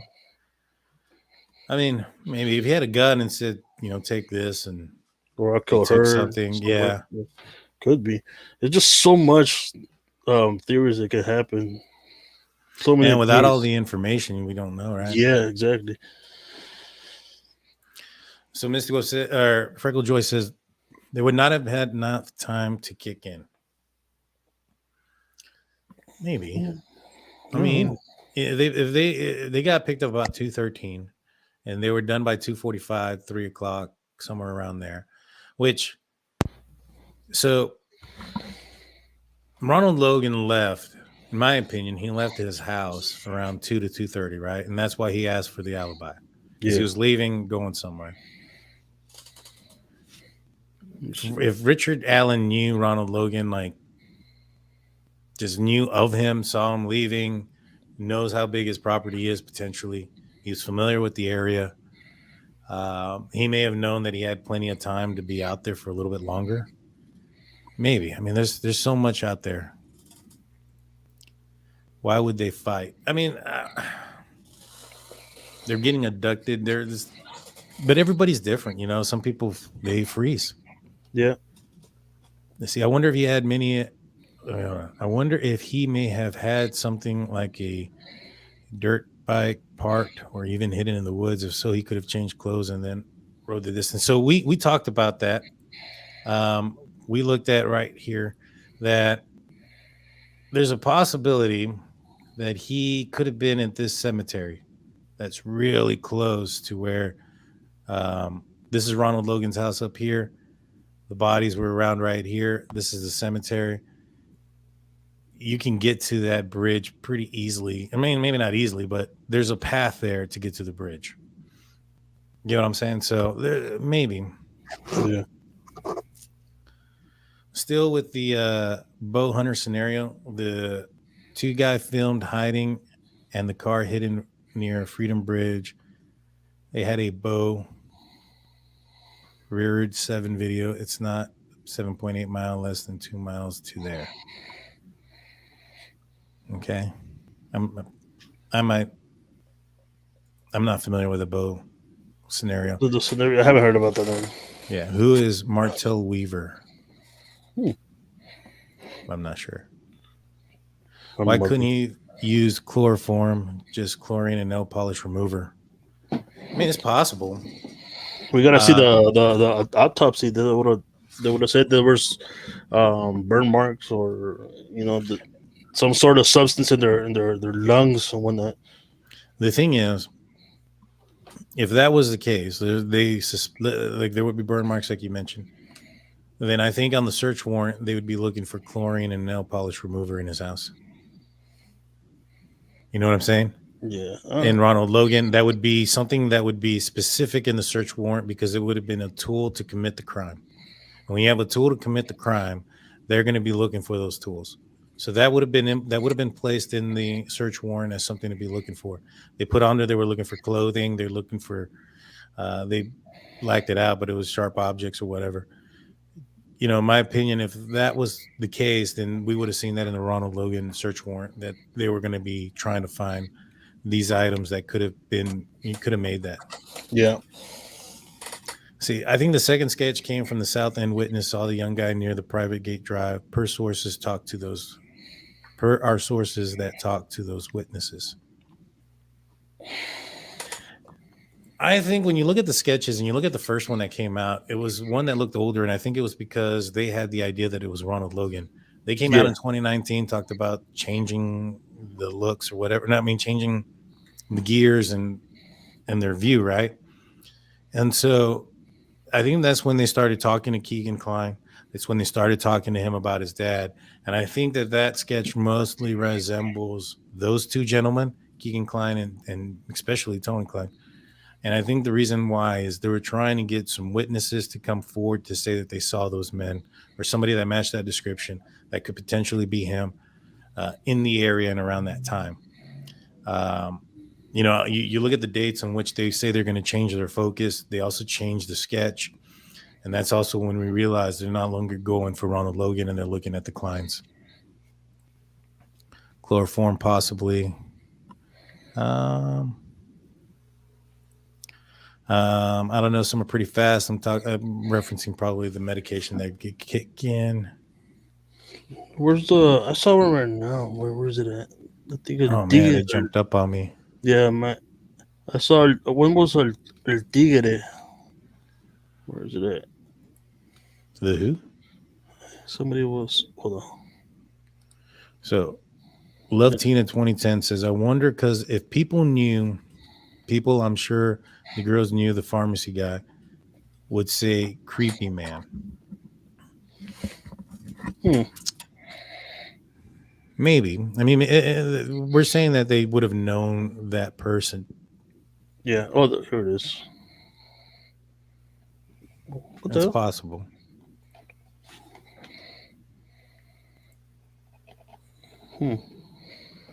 He could have knocked him out with his fist. But there was no trauma, right? They didn't say there was trauma to the face. They just said there was stabbing, right? That's all I remember. Well, they didn't say that. It just said that there was injuries that would have been, due from a blank object or whatever weapon that created a large amount of blood. But, I mean, it doesn't say that there wasn't a punch to the face or the head to knock him out. That's a possibility. Yeah. BGH says, if it's cut and dry, why still an open tip line and why sealed everything in strange ways? The reason being is probably because they want to get some more tips on Richard Allen. Like that guy hasn't been in the public or in the news or anything. And so now that we know or put a face to who the potential killer is, then the police can potentially get some more tips. People saying, oh, you know what? I did see that guy. You know what? I saw that guy over here. Oh, you know what? I didn't realize it, but that guy was over there in the cemetery. Things of that nature. That's why in my opinion, it's still open. Logan went to the transfer station, returned, was in the area. Then after 4 went to Logansport. Right. But when you look at the pictures of BG and you look at the temperature of that day, it was a warmer day by that point. It leaves you to believe that the type of clothing that he's wearing, that he'd been out there since the morning. He's got a heavier coat on. He's got, the pants and everything else. So in my opinion, when you look at what he's wearing, he was out there for a lot longer period of time. And if he would have gone out there perhaps after 12 o'clock or so, once it had warmed up, I don't know if he's wearing such a large coat, so to speak. What do you think about KK stating, I waited in a red Jeep while the perpetrator committed the crime? I've been looking for that. I cannot find that statement. I've heard that statement. Have you found it, guys? Blue, have you found anything about that? I think you're muted, Blue. Yeah, sorry. No, I haven't found that. Have you seen this rumor, though, that he was... I've seen it, but I don't know where this came from. I've been looking for it. I read all the what's it called? The interview they had with Kegan, but I don't remember seeing that part. And it was redacted. But there was like questions about somebody parked at the old CPS building or vehicles.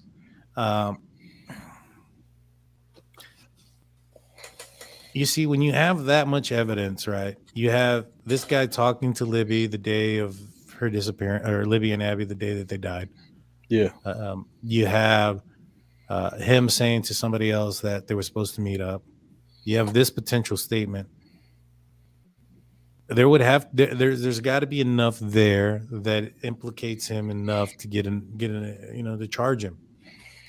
Now, unless, like we mentioned before, people, the police will purposely redact information. That way, if somebody were to confess and come forward with the wrong information, they don't put the wrong person behind bars, right?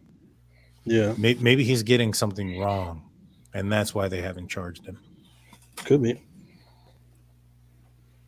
It's not hard to control 2 scared girls, especially once one got stabbed in the neck. Yeah, that's true. My 9-year-old daughter is in martial arts. They train twice a week in scenarios of abduction. Yeah, you got to really do something out there and prepare the kids because it's dangerous. Yep. Why drugs? Couldn't one of the girls been handcuffed, zip tied to the other at gunpoint, and then they are defenseless? Yeah, could be.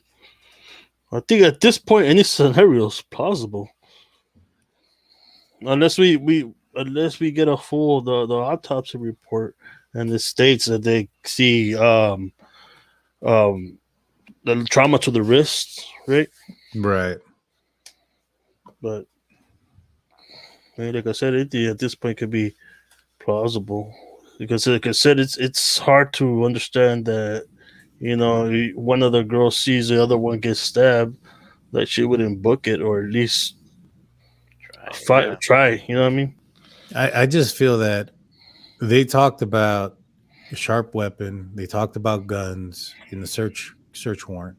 Yeah. They talk about all the tools that are used when you get a search warrant and you're looking at a search warrant. All the tools for the crime would be listed. I think that they would be looking for zip ties that would be listed in the search warrant.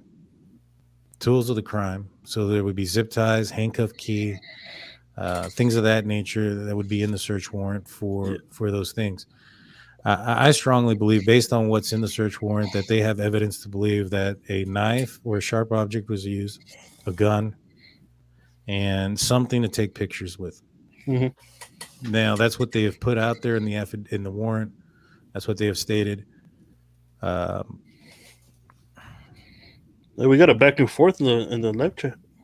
Oh yeah, what do we got? Harvey.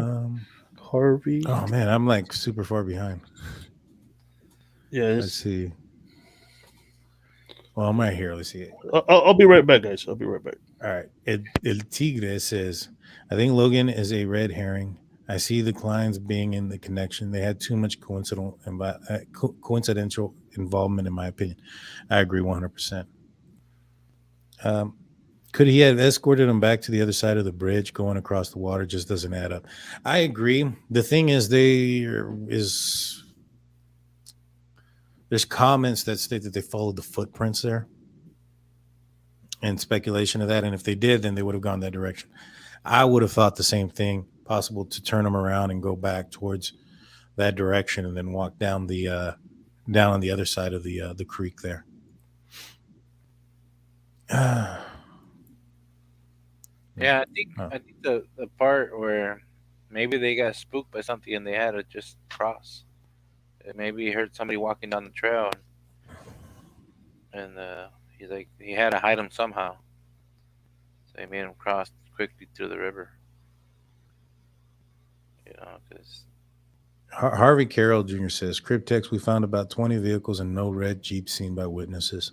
We found nearly 70 people out there that day. That's a lot of people out there on that trail. yeah. I mean, I go walk a trail here, and I thought it was not too many people, but every time I walk it, I do about 2 miles in and 2 miles back. I come across at least a good 20, 30 people every time I go.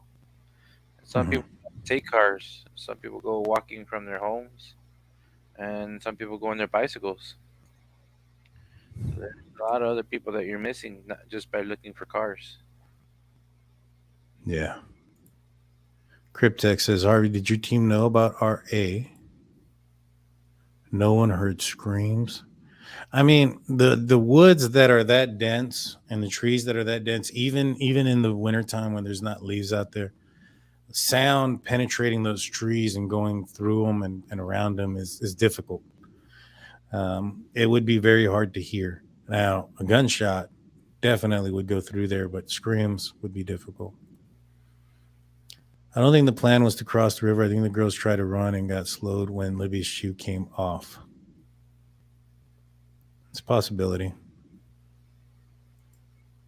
That's a possibility. The private road under the bridge is RL's neighbor on the other side of the creek. He found them. Also, I heard. Okay, so wait a minute. On the private road under the bridge is Ronald Logan's neighbor on the other side of the creek. He found them also. Maybe. They put the second phase drawing to this. Weaver is something to look at. A witness said they heard screams. I haven't seen anybody with that. I haven't seen nothing about screaming, or because not they would have found the kid sooner. It would have been police called in searching for them. So Harvey says, Cryptex, no, RA was not in our list, but maybe he was one of the people who we heard about but could not identify.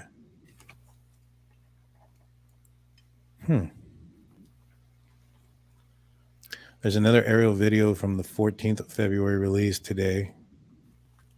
You see two bow hunters less than 2 minutes in. Check it out.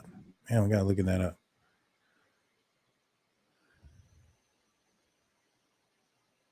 Let's see. Why not say Mr. Allen? He may have been acting creepy. Screams were like at 2 a.m., but that were the kids at nearby residents jumping on a trampoline per police logs. So, welcome back. Ola, 13-year-olds hang around the pharmacies. Yeah, that's true. Man, you're way back there, huh? Yeah, I'm pretty far back. Yeah, I was like, where is he going back? Yeah. What do you think of the Texler, the cousin? Trexler. Ah, man, I'm not familiar with Trexler or the cousin. Are you guys? Did you see anything about that? About what? The cousin? Negative.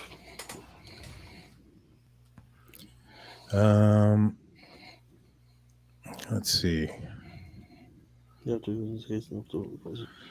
The red Jeep info is from Murder Sheet. That's right. That's right. You know, that red Jeep and him somewhere, and nobody being able to find that red Jeep. I mean, I think that he could be throwing police off as well. You know what I'm saying? For sure, for sure. Let's see. Don't you think kids jumping on a trampoline 2:30 a.m. on a school night is suspicious? Very.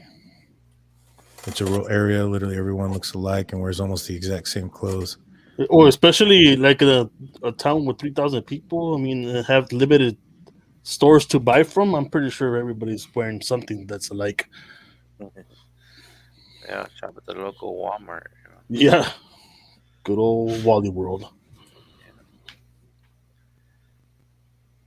Now, the day of the murders, of the disappearance, Kegan Kline had Google searched the gas station there in Delphi near Richard Allen's house. That's suspicious too.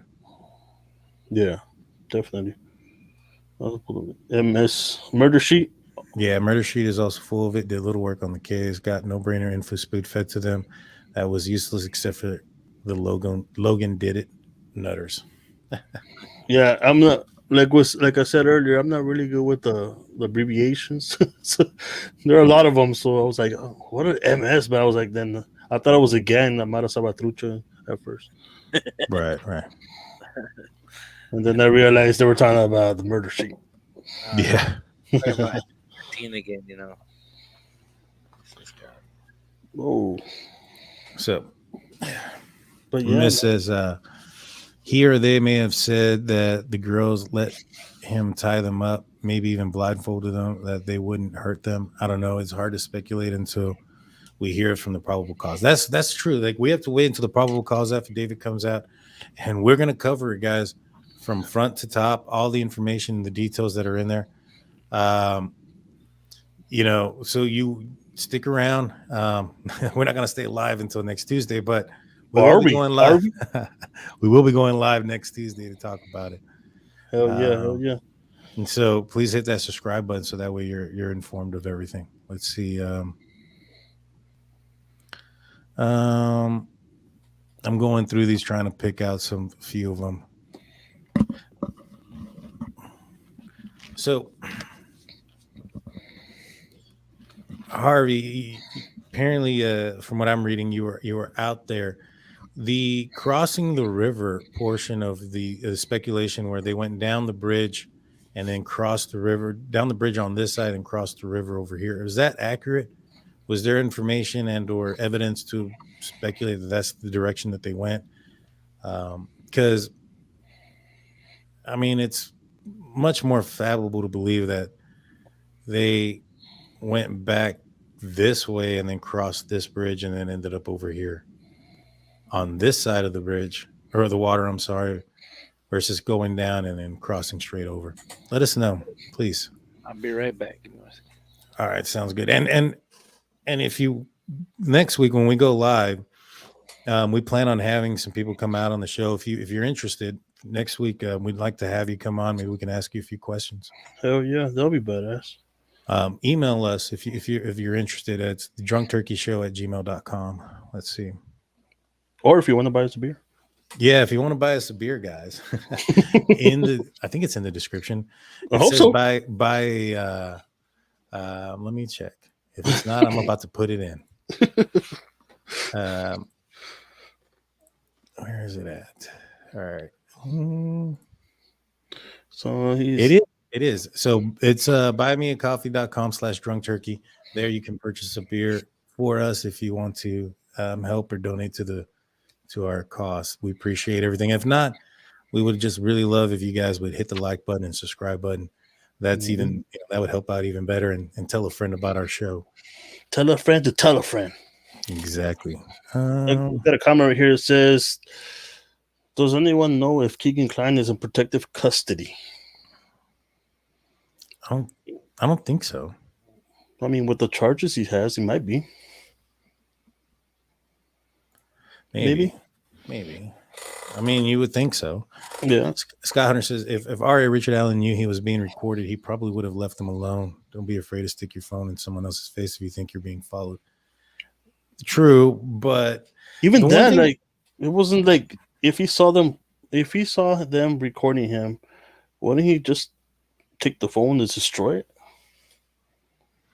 That's what I was thinking. Like, why not destroy the phone, throw the phone away? I think the phone was tossed somewhere in this, I don't want to say scuffle, but in the process of getting to where the crime scene was. You think one of the Libby threw it in order for someone else to find it? Possibly. Like a clue, maybe? 1 out of every 60 people in Delphi alone are registered sex offenders. I wonder if that's true. I don't know. It could be. You never know, man. There's some sick people out there, man. Cousin is Travis Trexler. Kegan was logged into his Wi-Fi during the time of the murders. Oh, that's right. Yeah. That's right. So long, man. I got thirsty again, man. So. There's nothing wrong with it. I finished my second one here a minute ago. I'm gonna have to pour myself some bird dog. Yeah. This is Hey, mute yourself, bro. That's loud in my ear. It's just mixing the whiskey. Yeah. Also, wasn't there a person near the bridge during the window of time who said he heard what sounded like a couple under the bridge arguing? Maybe. I work at Walmart. My old store had a high school across the street. The high school kids would come over and hang out in our store all even until 1 or 12, ride bikes in the store, whatever. Yeah. I think we did that a couple times, didn't we? Go hang out in the Walmart until like 12 in the morning. Oh, for sure. I think we did that from the time we were in high school until we were like 25. I still did that before the pandemic, you know? Yeah. Really. Thank you so much. Yeah, the next one we're going to be doing on this case will be on Tuesday of next week. We did a case. Yeah, we do a bunch of different cases. We're starting to do some different cases. We just started doing true crime, and so we covered this case, and then we covered the Vanessa Gillen case, the Fort Hood soldier who went missing for a while, who was found later and unfortunately was killed. Go listen to that, watch that after the show. We would appreciate it. We've also done a couple before a while back. I went about the little girl that was John Bonet, yeah. Yeah, we did John Bonet. Sorry, the whiskey's getting to me. So Harvey goes, yes, the detectives was over there looking at the footprints of where the girls climbed out. Callie Keener of the Pharaoh's Tribune took that photo you showed. Mm-hmm. So yeah, they definitely went through the water, which is just so that's odd. So they went through the water and backtracked a little bit, right? Yeah. Let's find out. So from what I understand, they went this direction here. I'm gonna put a measure thing here. They went down the hill here and went straight that direction. Oh, okay. Or this could be right here. Let me. Right here looks shallower. This is Ronald Logan's. They could have gone along here and then through there.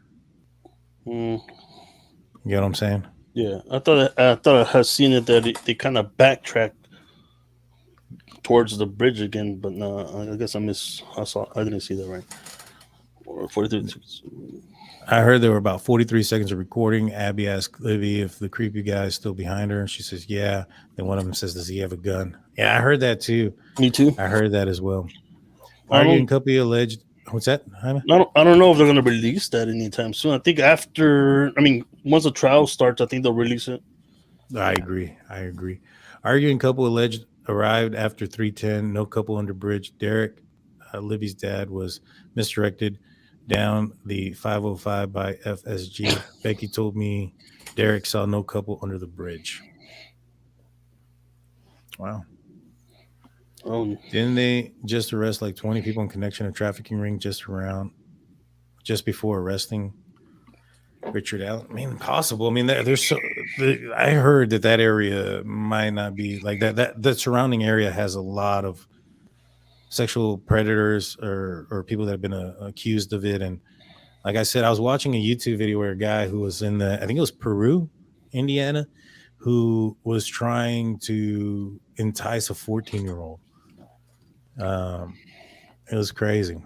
I mean, a couple of years back, didn't they get all those people that were in a child pornography ring in that worked for Disney?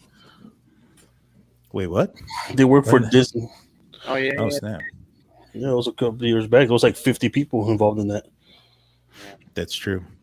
Selena Hauser says, I do find it funny that the Logan transport attorney the BG got was my attorney in a cannabis raid case. Cannabis is highly illegal here in Indiana, and the lawyer was able to get every charge dropped. Ooh. Oh, tell us to get a hold of us. Let's see. Harvey's RA's name never came up with your research. He really flew under the radar. Yeah, he really did. Grizzly True Crime has a lot of information from the Murder Sheet podcast and others. Yeah, I've seen a few of those, a few of her podcasts. Yeah. Good stuff. No, you are not at the end of the bridge. The bridge goes far past the creek. Shomo. Mr. Creepy is an urban legend from a comment Gray Hughes made on his show. Yeah, sucks. Ari wasn't in our list. I think we glanced at him, but not identified him there. It wasn't from the lack of trying, though. We tried to find everyone out there. Yeah, just sad that it took, like someone stated earlier, that it took this long for, a suspect to be apprehended, especially in such a small town. And then especially that the suspect was still living there, was still working there, was still being social with everybody. You know what I mean? I mean, it'll be a different story if this guy was just driving through as a trucker, killed somebody and booked it. That would have been a different story. But to have the guy there, the suspect actually be living, working, social with everybody, even provided his whereabouts on that day. It's pretty ballsy, man. It's pretty crazy. Here's the thing. Harvey says crazy. He actually went to law enforcement admitting he was there, and that would never got leaked. I wonder who he went to law enforcement. I wonder if it was a friend of his. The report says that he just told a state conservation officer that he was there, but didn't see anything. I wonder if maybe he went to somebody he knew, potentially. Yeah. You know what I mean? Because it's a small community.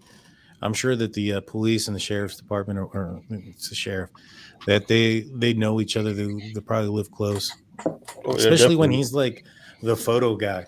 I know in some departments that are smaller, especially a few years back, they didn't have like access to like photography and stuff like that. I know in the department that I worked for in my past, that just prior to I started working there, which was some time ago and prior to this incident happening, that they used the local grocery store photo lab to process pictures of evidence. Yeah. This is a small community that they might be still using that type of technology back then, if not back during that time of the crime, but maybe perhaps early on, when Richard Allen started. And at that point, he could have gotten some kind of relationship with some of the officers or sheriff deputies in that area. Maybe that's who he spoke to. something of that nature. There's so much that could be out there, Oh yeah. all for free. Let's see. I hear you. They can't get KK to talk. Thanks, Tammy, and a couple of thousand researchers supporting us. No, honestly, I don't think KK should be talking if he's looking to benefit his case. Yeah. But he's been talking. He's been talking all sorts of craziness, though. Yeah, but I don't know if he's gonna. I think. He was talking before he refused a lawyer, so he talked. But I don't think he should be. You know what I mean? Because it wouldn't benefit him. But the thing is, it could also be a situation where he's saying all this stuff. He could be trying to build some kind of case of insanity, or that he doesn't know what he's talking about, or a case where he's in what's the word I'm looking for? He's not smart enough to go to trial or be part of the crimes or whatever. I heard that about Disney employee and the child trafficking scandals. That was in Florida. There was a lot of crime in Florida as well, for sure. Jared, the subway guy, only lived half an hour away. Oh, wow. I didn't know that. Did you get any free sandwiches? That's insane. Yeah, that guy was doing a lot of stuff too. Yeah. 20 people were arrested between November 1st and 3rd of this year. The subway guy. Yeah, I didn't know that. Yep. They can't get Kegan Kline to talk because his dad was down the hill. Maybe. I'll send him an email in the morning to see if he or anybody else in a law firm is willing to talk. I'm surprised that the lawyer was appointed. He is costly. I know the public defender as well. Well, here's the thing. This case, if they're able to get if they're able to get Richard Allen off, that could really bolster up his career. Big time. Then you get like high priority cases, high profile cases, or clients. You're looking at athletes, things of that nature that fall into these crimes that they get book deals. So there's a financial portion to this as well, even though they're financial, so to speak, financial gain.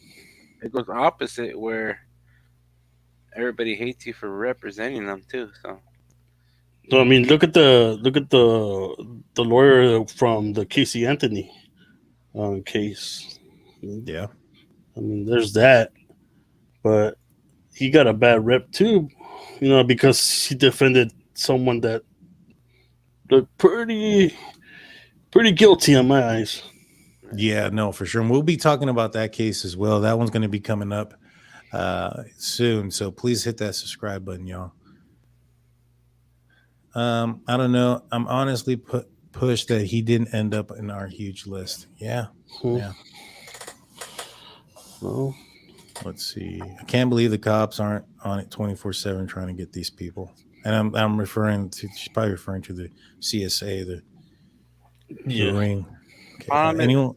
Go ahead. One nail in their bucket of nails that they have to try to solve.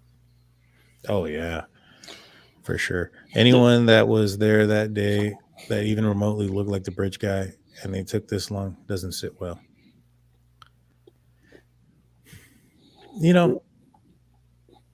There's a lot of question coming out on the family. Did the wife know? Did the wife turn him in? Because how can you hear the voice, see the walk, see the clothing that he was wearing and not recognize it? You know what I mean? Yeah. What do y'all think about that? Do y'all think that she knew, or she also was clueless?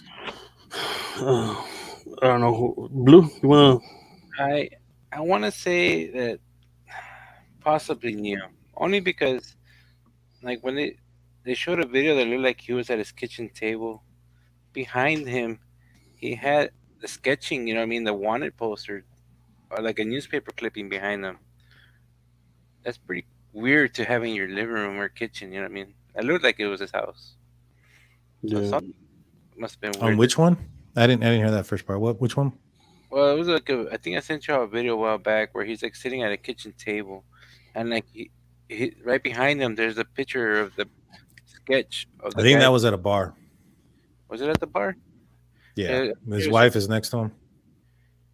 No, a different picture. There's one at the bar, but there was one where he was like at a kitchen chair, and like he was sitting sideways, and behind him there was a warrant, like a little small clipping, newspaper clipping. Oh yeah. I think she might have known a little bit, like, because most other cases when it involves someone that murdered a person, their significant other sees a change in them, but sometimes they're just in denial. You know what I mean? They don't want to. They not overlook it, but they don't want to admit that there's something different about them, especially with serial killers. You know what I mean? Like, there's a lot of serial killers that have families and whatnot, and they will go do a murder, come back home, and act like nothing's going on. Yep. Let's see. Yes, sir. Harvey, he fixated on someone who looks like his daughter. So, okay, almost like he got Libby because he couldn't have his daughter. It is crazy how similar that they look. The murder she claimed Tony Kline was BG. I hope he sues. That's if he's guilty. Wait. Was the girl that was his daughter or claimed to be his daughter his stepdaughter? I thought it was his real daughter. I thought it was too, but that's insane. I mean, it doesn't make a difference. It's still horrible and wrong, but they need to take all the people they got the 20 and get DNA. They got DNA and what kind and what on. Let's see. That was a bar. I'm referring to your picture. Yeah. I bet, like I said, we just got into this case a little while ago, so I wasn't too big into the first couple years. Robert Ives. We need to watch that one. He gives information without giving information out. He's answers some questions without giving information out.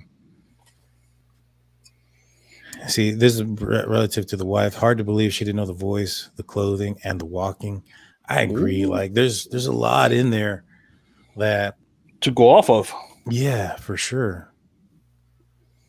Yeah, I mean, I know the police department there at that specific city or town is not the biggest, obviously, right? Because of 3,000 people, but I'm pretty sure there's a city nearby that can send help. Yeah.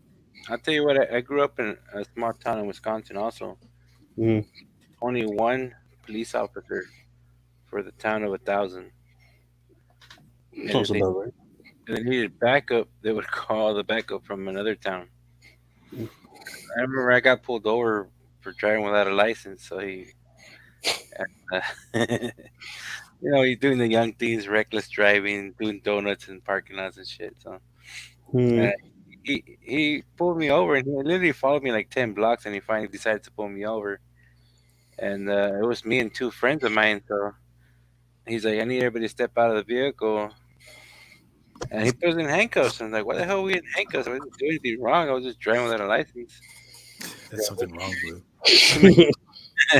There's too many Mexicans in this can of beans, He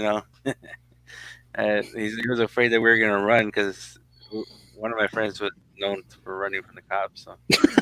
Then they have probable cause to put handcuffs on you. Yeah. And on your buddy.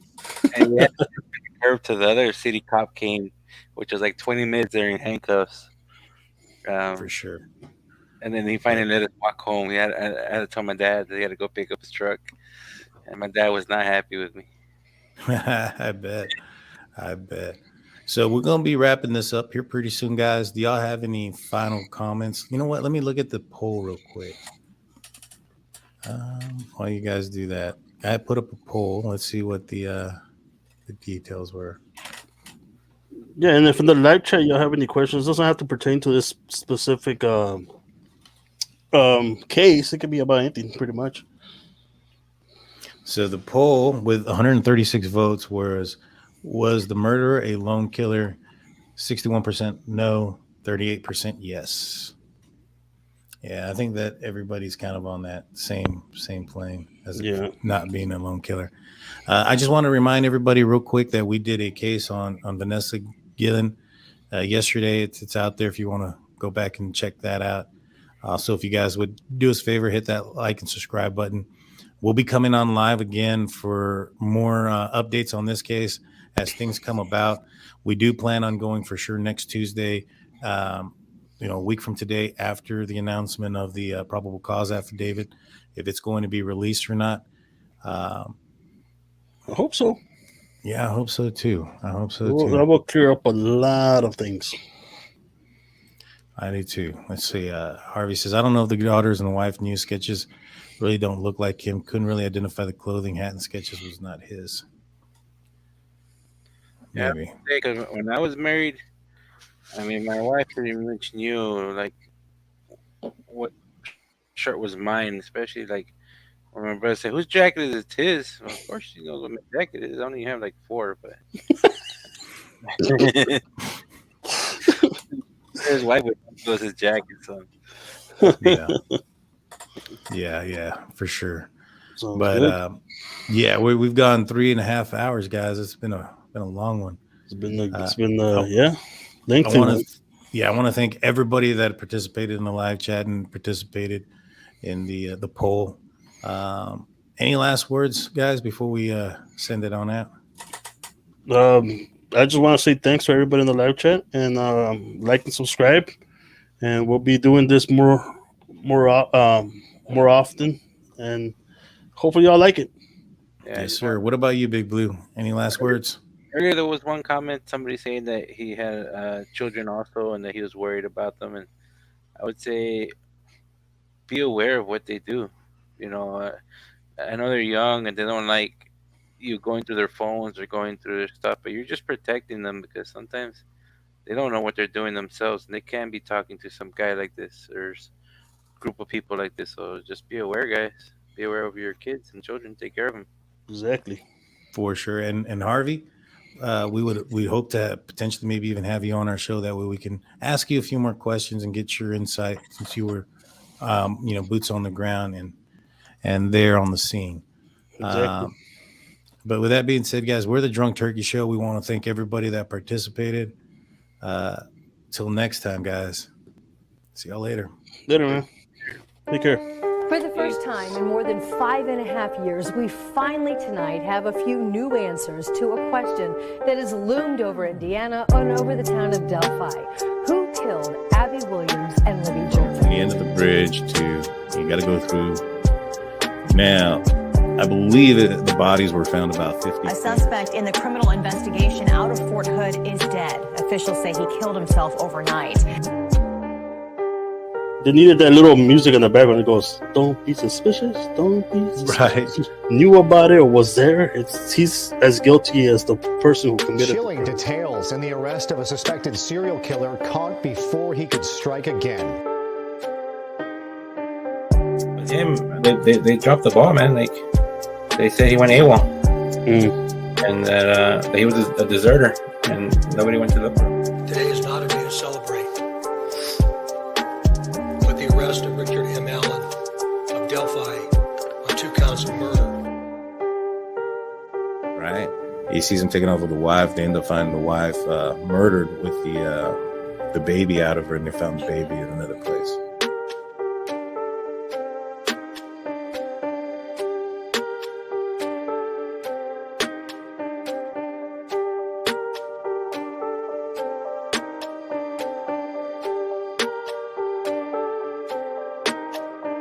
Hey, greetings from the year 3000. It still sucks.